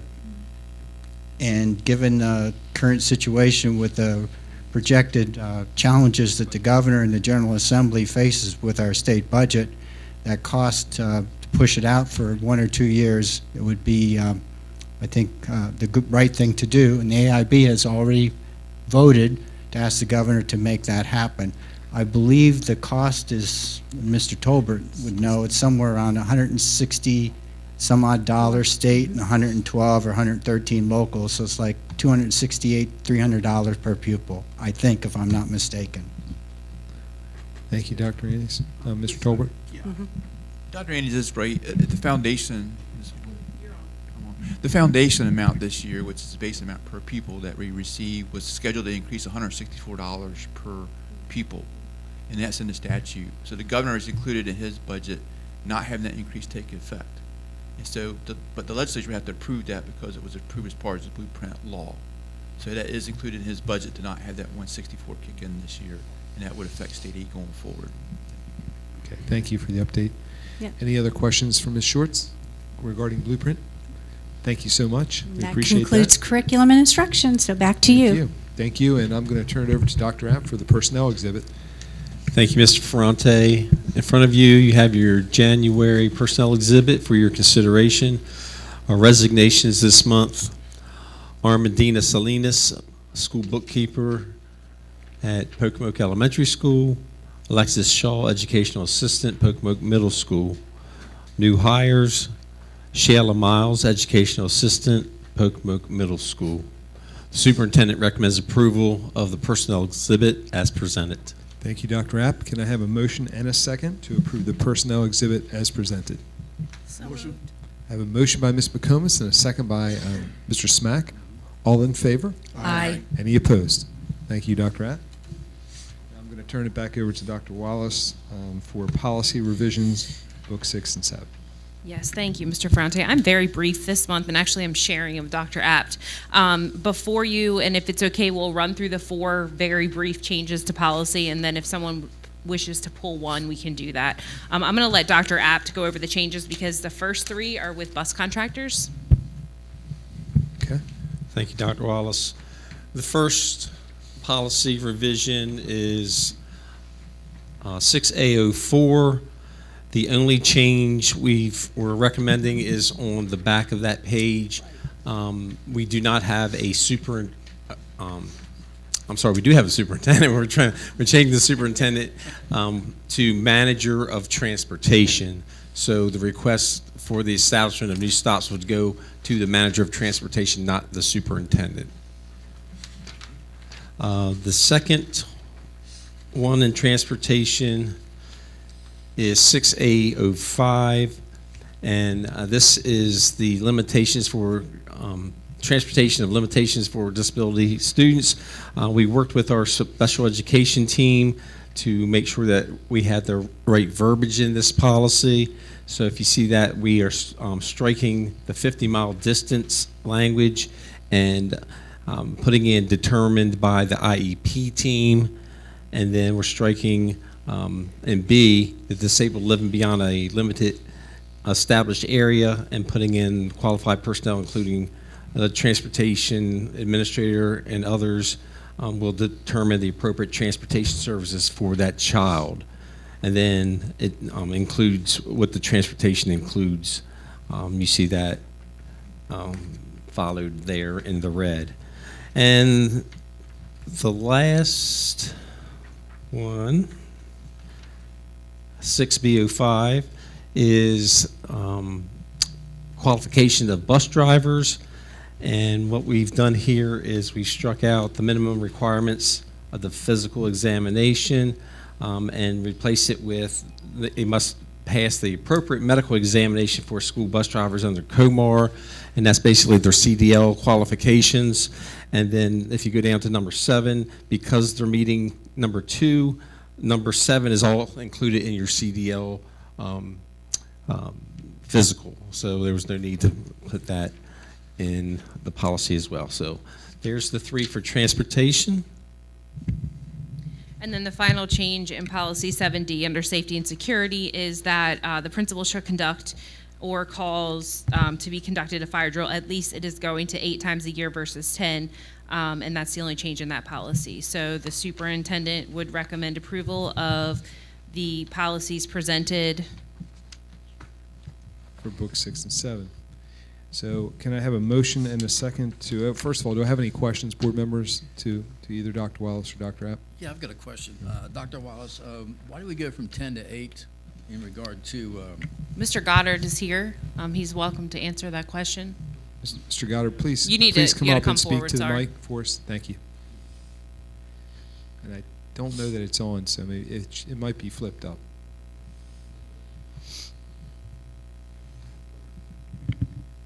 It's on. There we go. All right. The policy change is due to the technology of the sprinkler systems now. When laws went into effect for fire drills, it was 10 because of the type of sprinklers they had at the time. Now, due to the computer operations and the door shuttings and all that, it's been cut back to the 8, so we can legally do 8 fire drills a year. Did that answer your question, Mr. Buchanan? Yeah. Okay. Thank you, Mr. Goddard. Yep. Appreciate that. Thank you. Turn that off, Sean, please. Sean? Yes. Thank you. So, any other questions? Can I have a motion and a second to approve Book 6 and Book 7's policy revisions as presented? So moved. Motion by Dr. Andes, Second. a second by Mr. Smack. All in favor? Aye. Any opposed? Thank you so much. Now I'm going to turn it over to Carrie for the virtual day instruction plan revision. Good afternoon. Good afternoon, Ms. Steers. I know you're very excited to have me for these next 3 items. Yes, we are. So of course, we had some inclement weather earlier this month, and because of that, it kind of exposed some challenges within our existing virtual day instruction plan that you guys had approved last spring. So that being said, the team took a look at that and thought it was best to bring a revision back to the board. So I'm just going to walk you through the 2 primary changes within the document from its original inception. The first, and which is probably the most sweeping, is rather than us attempting to deploy devices pre-K to 12, we are going to use the take-home devices that our high school students and select middle school students. They will use those devices during virtual day instruction, and our elementary and middle school students will access virtual instructions using a personal device at home. So that's change number 1. And change number 2 is in terms of delivery, we're actually going to be using Schoology's built-in conferences platform rather than a secondary software, which will actually make it a lot easier for our students and staff to use.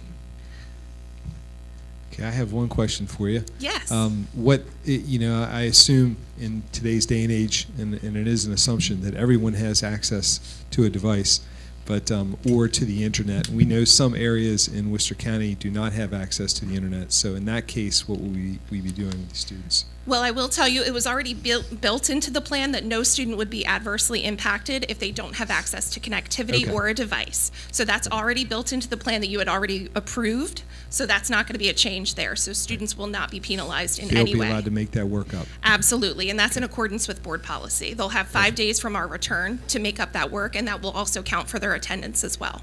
Perfect. Any other questions regarding this update? Will the snow tonight affect it? It's timely. I'm praying for rain, Mr. Gordy. It's pretty Rain cold. that does not freeze.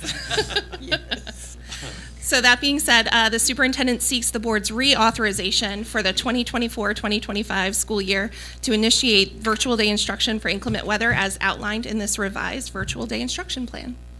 Okay, so can I have a motion for the board to reauthorize? Yes, we have a question. Just quickly. Go ahead. Where we're asking these students to use their personal devices, I guess your liberal 5-day makeup plan will apply here, but can we hold them accountable even for something that we're asking them to do with their personal device? We can certainly try, and I will say Schoology Conferences does have some tools baked in for our teachers to be able to assess engagement and whether or not students have logged in. They can see those log in, log out times, if they've dropped connectivity, anything like that. So there are some tools baked in for our instructors. I have one quick question too. As far as the lower schools, and they don't bring the technology home with them, they're relying on home technology. Is there a way that parents are able to access the tablets that their children use at school if they have like multiple children and only one technology device at home? Are they able to call into the school and say, hey, can I have a waiver or something so that my child can bring their tablet home or whatever they would need? Well, the way this is written, we're not doing that, and part of that is the hardship that we're experiencing with this is breaking apart the carts within those. It doesn't really make a whole lot of sense for us to do that, as well as I know liability-wise in terms of cost and loss that we might experience with those devices. It just doesn't make a whole lot of sense in that regard. However, we're trying to make it as accessible as possible. They'll be able to even call in from a landline if need be to access that instruction. Okay, thank you. You're so welcome. If I could just add too, I know that we experienced some of this during COVID, and they can access through the phone. I mean, everything is even accessible through phones. I mean, that's how accessible Schoology is. So we've tried to make it as easy as possible, and all students will be held harmless. So. Yes. I think that's the key to this. And I will also assure the board that once you've approved this plethora of items before you that I'm bringing to you, we have a comprehensive communication plan to make sure that we are pushing all of this information out as quickly as possible to our families and our staff. Thank you. Board, any other questions? Can I have a motion to approve the board's reauthorization of the 2024-2025 school year initiate virtual plan instruction for inclement weather as outlined in the revised virtual plan instruction? So moved. Motion by Mr. Gordy. Second. Second by Mr. Buchanan. All in favor? Aye. Any opposed? Thank you, Ms. Steers. I'll stay with you. Thank you. Okay, and piggybacking off of that recent approval that you've just given, I have also before you, I believe in your paper packets, you should have a stack of calendars. Your top calendar that you're going to look at in that stack should say 2024, 2025 school system calendar, superintendent's recommended modification.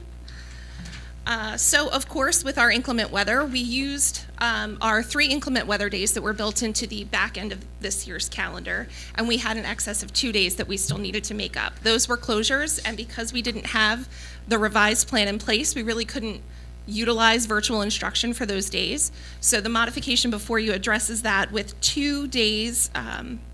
If you take a look at April, what we've recommended to do is actually take back those 2 days at the tail end of our spring break, April 22nd and 23rd, to change those into full days of instruction for students and staff. And then you can also see in June where we've utilized those 3 days, that makes our last day of school June 17th. And I will say now that that virtual day instruction plan is in place, the revision, we should be able to utilize virtual instruction moving forward, solidifying that June 17th as our last day of school. Thank you for clarifying that. Obviously, we're keeping our fingers crossed we don't have any more inclement weather. Although Amen. there is a forecast for this evening, we hope it doesn't affect us. Board, do we have any questions for Ms. Steers regarding this proposal, Mr. Buchanan?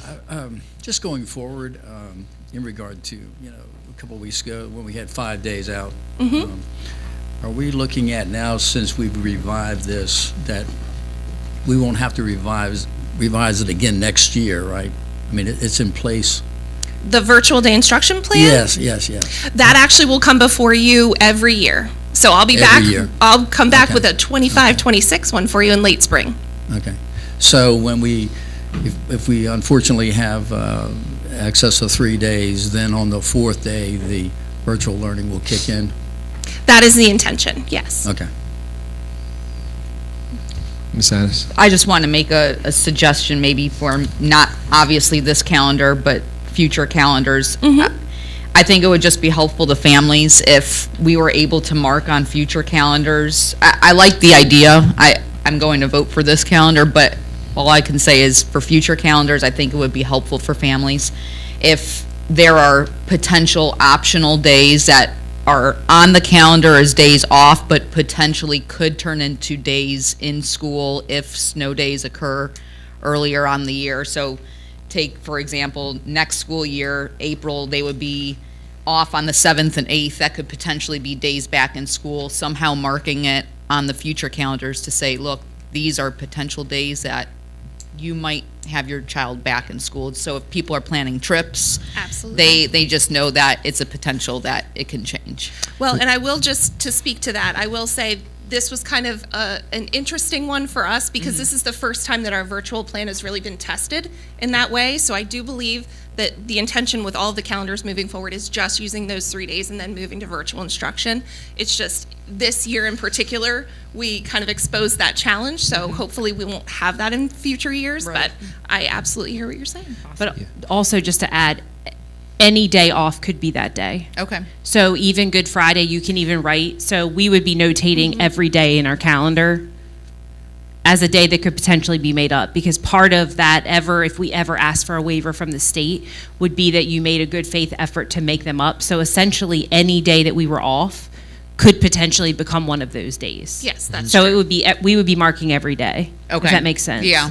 And we have done it in the past where if we were closed for a countywide PD, we converted that into a half day, things like that. So we've had to do some creative solutions in the past Yep. just to kind of make that good faith effort for a waiver purpose. Sounds good. Thank you. You're welcome. Okay. Any other questions for Ms. Steers? The superintendent recommends the modification, so I need a motion and a second to the current 2024-2025 school calendar by changing the closures of April 22nd and 23rd to full days of instruction. Do I have a motion and a second to do that? Motion. Motion by Ms. Addis, Second. a second by Mr. Gordy. All in favor? Aye. Any opposed? Thank you again. I stay with you for the big one. The big one. Well, and actually it's not that big because you've seen some of this before. So of course I am coming back before you. This is again an informational item only, but we have at the request of the board and some healthy discussion, we've added some additional options. So if you take a look, you can see those calendar options for next school year. There's A1 and A2, and then B1 and B2. And that the number ones there are where we have those purple days, which is what we initially brought to you last month. And then if you flip them over, you can see that we've kind of reverted back to what the half days could look like. So what's going to happen with these calendars next is we will actually put them out to a public vote. We'll be able to get that information. The leadership team will take a look at that, and then I will come back to you in probably February, March, depending on the timeline for getting that information back with the superintendent's recommended calendar. Okay. Any questions regarding that, Mrs. Addis? I just want to say thank you to the team. I wholeheartedly appreciate you guys putting these other calendar options as a potential for people to vote on. I do think it's going to be helpful just to have a well-rounded decision for families, for students, for faculty, for them to decide what route they want to take. So I really do appreciate you guys putting this together. Absolutely. Thank you. Thank you very much. Thank you so much.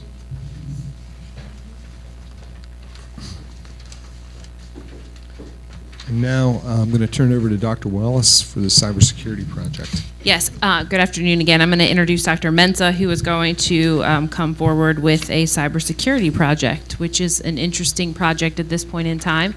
As everyone was notified that we had that Power School had a breach, and that millions of school systems were affected, and unfortunately we were one of them. Every school system that Power School, I believe, had under was. So certainly shoring up our cybersecurity is also important. And Dr. Mensah, your mic is hot and you're ready to go. Thank you, Dr. Wallace. I think You're good. You're Okay. good, Dr. Mensah. Yeah, Board President and members of the board and executive team, as you all know, I'll be very brief because cybersecurity has been on everybody's mind.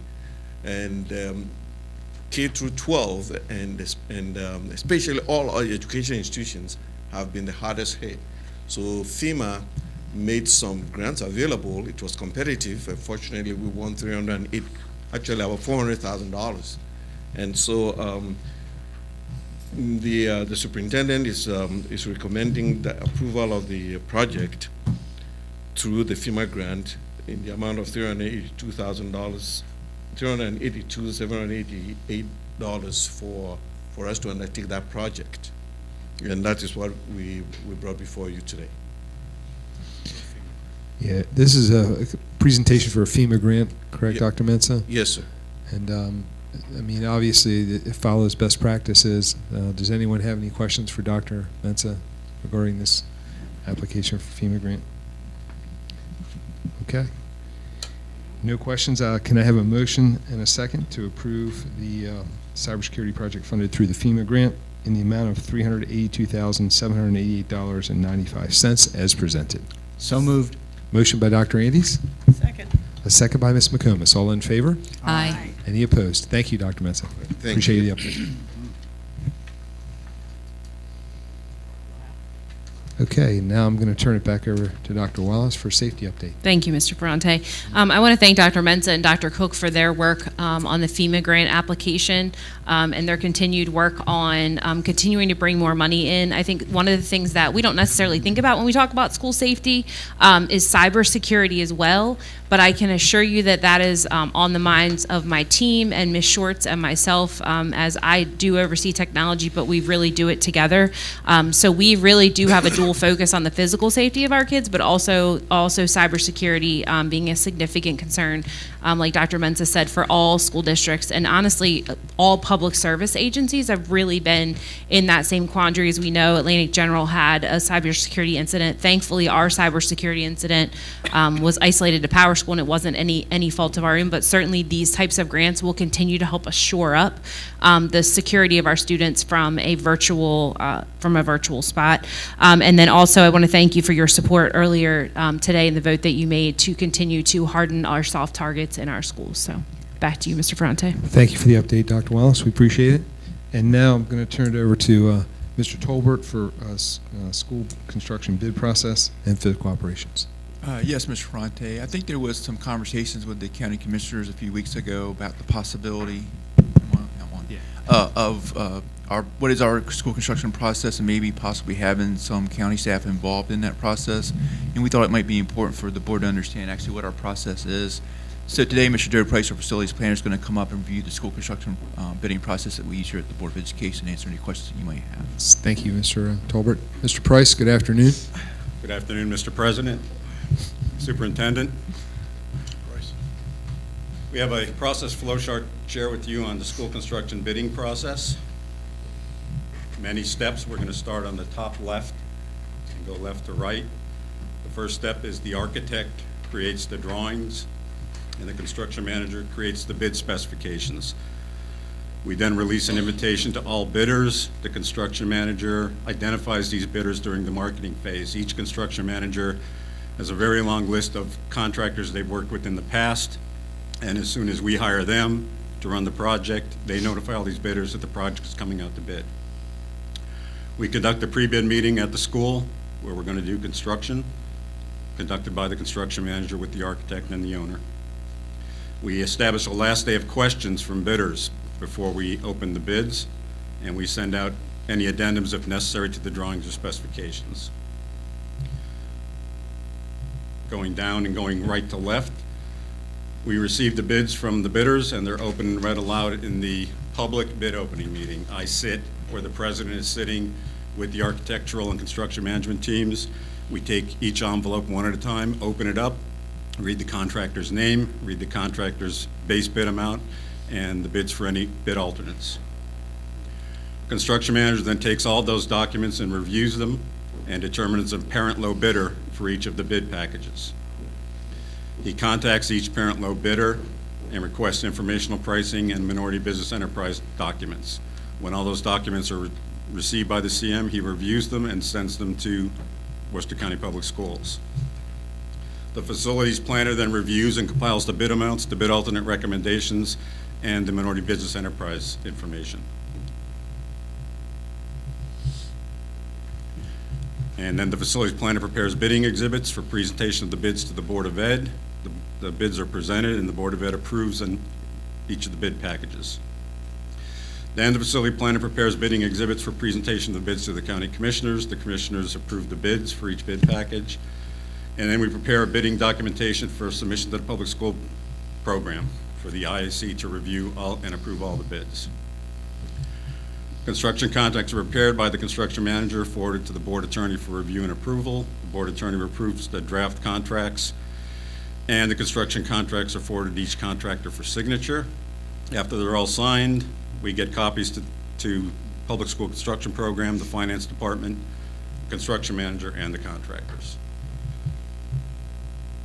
And this is an example of the bids that you see and approve. This is for Stephen Decatur Middle School's addition. Two of the bid packages, selective demolition and concrete. You can see for selective demolition, we only had one bidder. It shows their base bid and the cost of any bid alternates that we included. Same for Stephen Decatur Middle, the 5A steel package and 6A general trades and rough carpentry. Base bid amounts and bid alternate amounts. At the end of the document, there's a summary which shows the total of all base bids. For Decatur Middle, it was $10.8 million. And then the highlighted alternates number 3 and 6 are the recommended alternates for the board to approve. On the bottom, the base bid amount plus the recommended alternates is the total construction contract amount. And for Decatur Middle, it was a little over $11 million. You also receive a project cost summary with the building construction costs, site work demolition bid alternates, and then all the project costs. And funding is included on the bottom, showing the maximum state allocation for the project, how much previous county funding we've spent on the project, and what the estimated county bond will be. This is the bid summary that we send to the commissioners, showing each of the bid packages and the apparent low bidder for each contract as approved by the Board of Ed with base bid and bid alternate amounts, and again, the totals on the bottom. We also provide the commissioners a description of the bid alternates, and you can see number 3 and number 6 were approved by the Board of Ed and are recommended for approval by the commissioners. And the commissioners also receive a project cost funding summary. Any questions? So I know you ran through that pretty quickly, but I'm open up to board members for questions. I just had a quick question. As far as when you are deciding or determining who is the low bidder, do you go off of the base bid or do you go off of the total bid, including the alternate? It's the base bid plus the alternates. So the total? Right. Okay, thank you. And let me make sure that everyone understands that we take the lowest bid, but when we're using state funds, they have to qualify under minority participation, right, and prevailing wage rate. Is that correct? And they have to be able to get a bond for the project. Yes. We take the lowest responsible bidder. Right. It hasn't happened the time I've been here, but sometimes you'll get the low bidder. When that construction manager reviews the apparent low bidders, they sit down with each contractor and say, did you get everything that's in the drawings and specifications? And most times they say yes, they go over the major items, and occasionally a contractor will say, wow, I missed that. And then we give them the opportunity to withdraw their bid and go to the second lowest bidder. Understand. Let me ask you, how do we encourage to get as many bidders as possible who can qualify for this work? We pay the construction manager to do that marketing phase of the project, and they have many, many names on that list. And the only time that we don't take the lowest bid is when we're looking for construction management services. Is that correct? That's correct. The pricing is included when we're going for a construction manager, but it does not have to be the lowest bidder. So we're looking for the qualifications. It's quality-based selection, yes. Any other questions for Mr. Price? That's about as detailed as you can get. Yes. And again, Board, we have the opportunity to review all of this. It is all brought before us, and we have an opportunity to look at what these bids are, and we have an opportunity to ask Mr. Price what the participants have Again, come on through. bid opening day, these seats behind me are filled. Every contractor who's put in a bid is here, and they hear us reading the bids aloud, and there's no, Right. it is what it is. Great. Any other, Mr. Gordy? What was the original question here that, why did we just receive all this detailed information? Because We wanted to make sure that the board understood the process of bidding, because we have school construction coming up, and we are using state funding, and we want it to be clear, and also clear because we have a responsibility to report to the commissioners and make sure that they understand our bidding process. Yes, Dr. Andes. I just wanted to thank Mr. Price for taking a very complicated set of regulations from the IAC and COMAR and state law and everything, and breaking it down and putting it in a flow chart that we could all understand and appreciate. And one question, Mr. Price, how many major projects, school projects, have you been involved in Worcester County? 7? 7? Does that include the Decatur roofs? High, Ocean City, Worcester Tech, Focal High, Snow Hill High, Showell, and Decatur Middle. And then if you add the roof projects and everything else in it? You can't count that high. My point is that we have an outstanding individual who's leading our school construction efforts, and right there's his entire staff, which is a phenomenal accomplishment. Our school construction that Mr. Price undertakes does an outstanding job, and he is a one-person team. Thank you. Thank you, Dr. Andes. Thank you, Mr. Price. Have a great day. Thank you. Thank you. Thanks, Joe. Mr. Toland, I'll stay with you for the federal programs on it. Yes, Mr. Would you like, excuse me, I think we'll take a 5 to 10 minute recess. We take a short break, please. And we'll be back. All of you wanted a break. We will be back in less than 10 minutes. You all wanted a break waiting for yes, me. we did.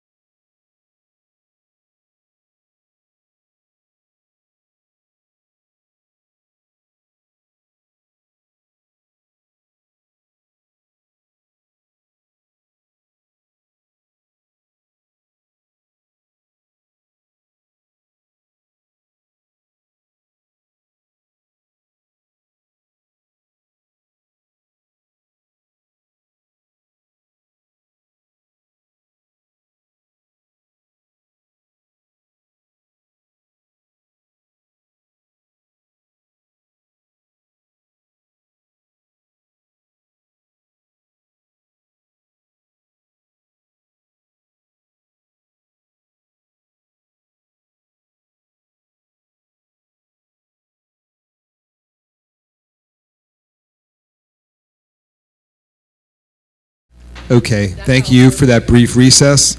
We are now back for our physical operations, and we're at federal programs audit. I'm going to turn it back to Mr. Tolbert. Yes, thank you, Mr. Fonte. Each year, we have an independent audit of our federal grants. For FY24, this audit was performed by the independent accounting firm of UHY. A copy of the audit is included in board docs, and you also have a copy at your seat. It's about 11-page document that looks like this. I'm just going to take a couple minutes just to walk you through it real quickly. I know it's getting late. The first several pages are just standard auditor reports on internal control and compliance. On pages 8 through 11, actually start a list of all the different grant awards that we received last year. And it was over 86 different grant awards that are listed in this report. They include Title I, special education grants, COVID grants, and food service grants. So there's a lot of different grant awards being tracked, and each one of those awards comes with different reporting requirements and tracking requirements. And if you look on page 11 at the bottom, you'll see we had $19,740,147 worth of federal grants that flowed through the school system last year. So there was a lot of activity that flowed through.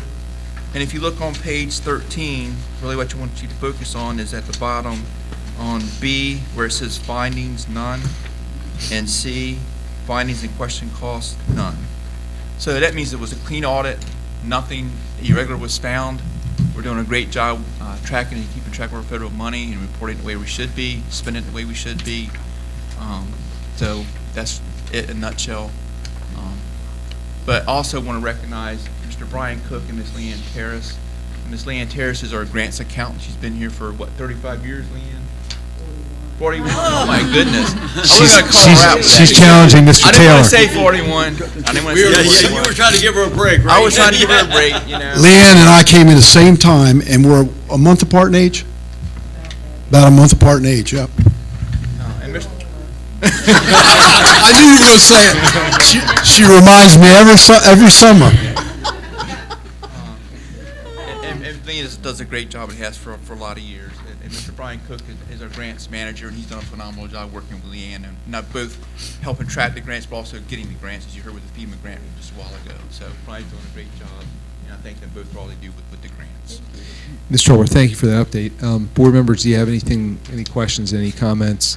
I just want to say to both of you, people may not realize, but that $20 million represents 15% of our total school budget.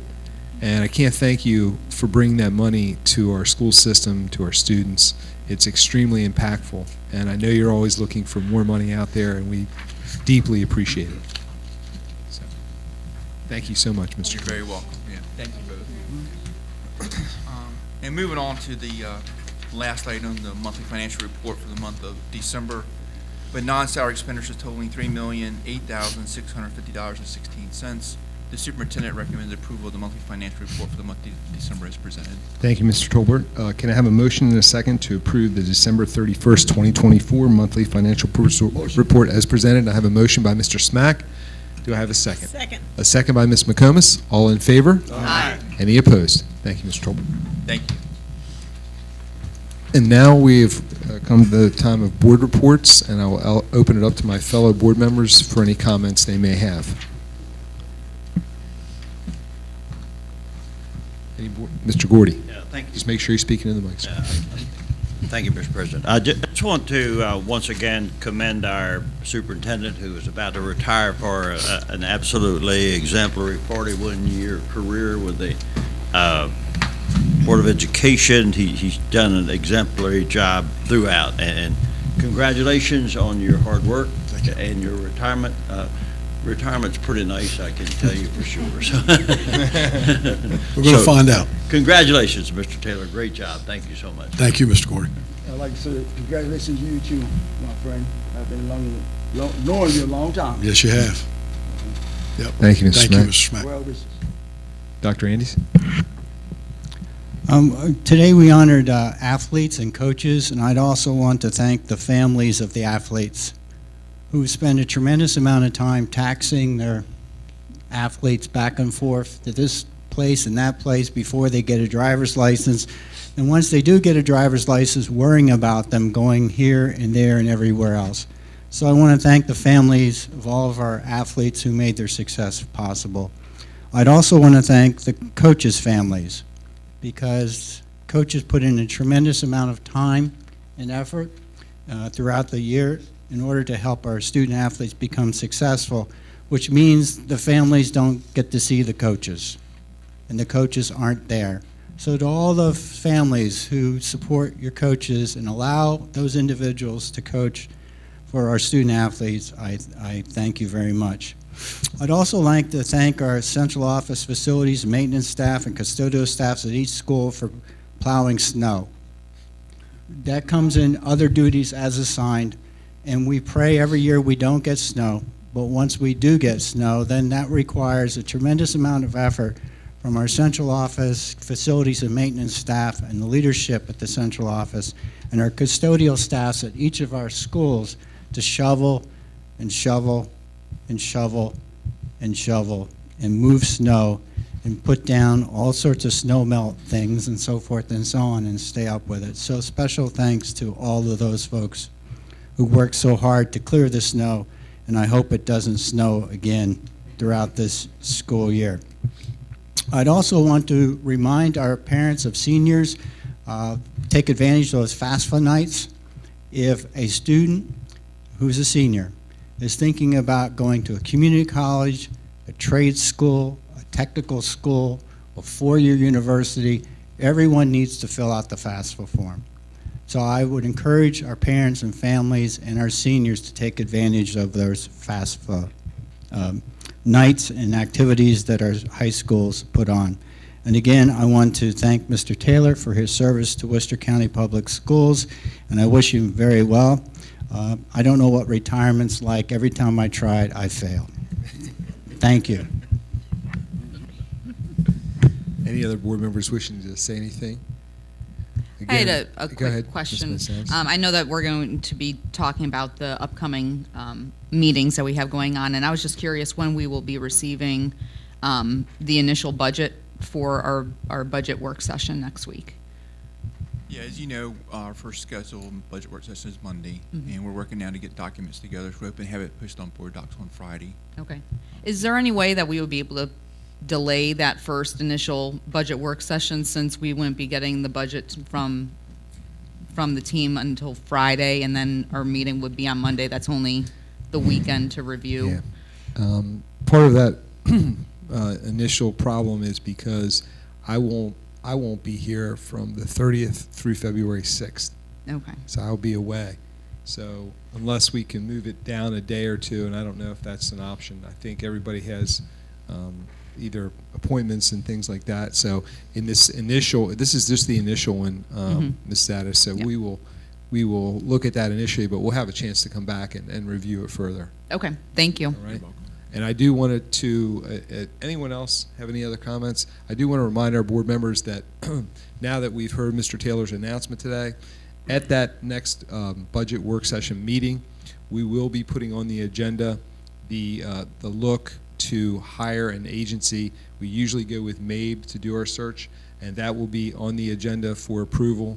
We'll give you the opportunity to let you know what MABE does as far as serving us in this superintendent search. Okay? And now I'm going to turn it back to Mr. Taylor for informational items. I just have three. As you know, we're coming to the end of the first semester. So on January the 23rd and 24th, it'll be early dismissal, half day for students, as we end the second marking term and allow teachers to, they've got 2 days to switch over to the new term and wrap up the first semester. So that'll be January 23rd and 24th.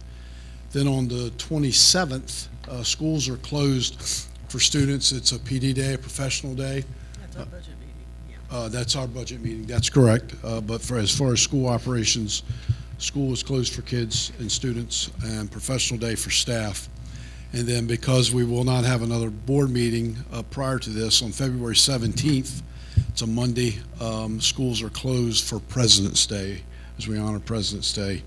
Those are the three upcoming important dates to please keep in mind. Thank you. Thank you, Mr. Taylor. The Worcester County Board of Education will hold a budget work session here Monday, January 27th, in the Sarah D. Thompson Board Meeting Room at Worcester County Board of Education Central Office here in Newark, Maryland. The open session will begin at 10 a.m., and the board meeting information will be posted on the website at worcesterk12.org, located under Board Meetings and Board Docs.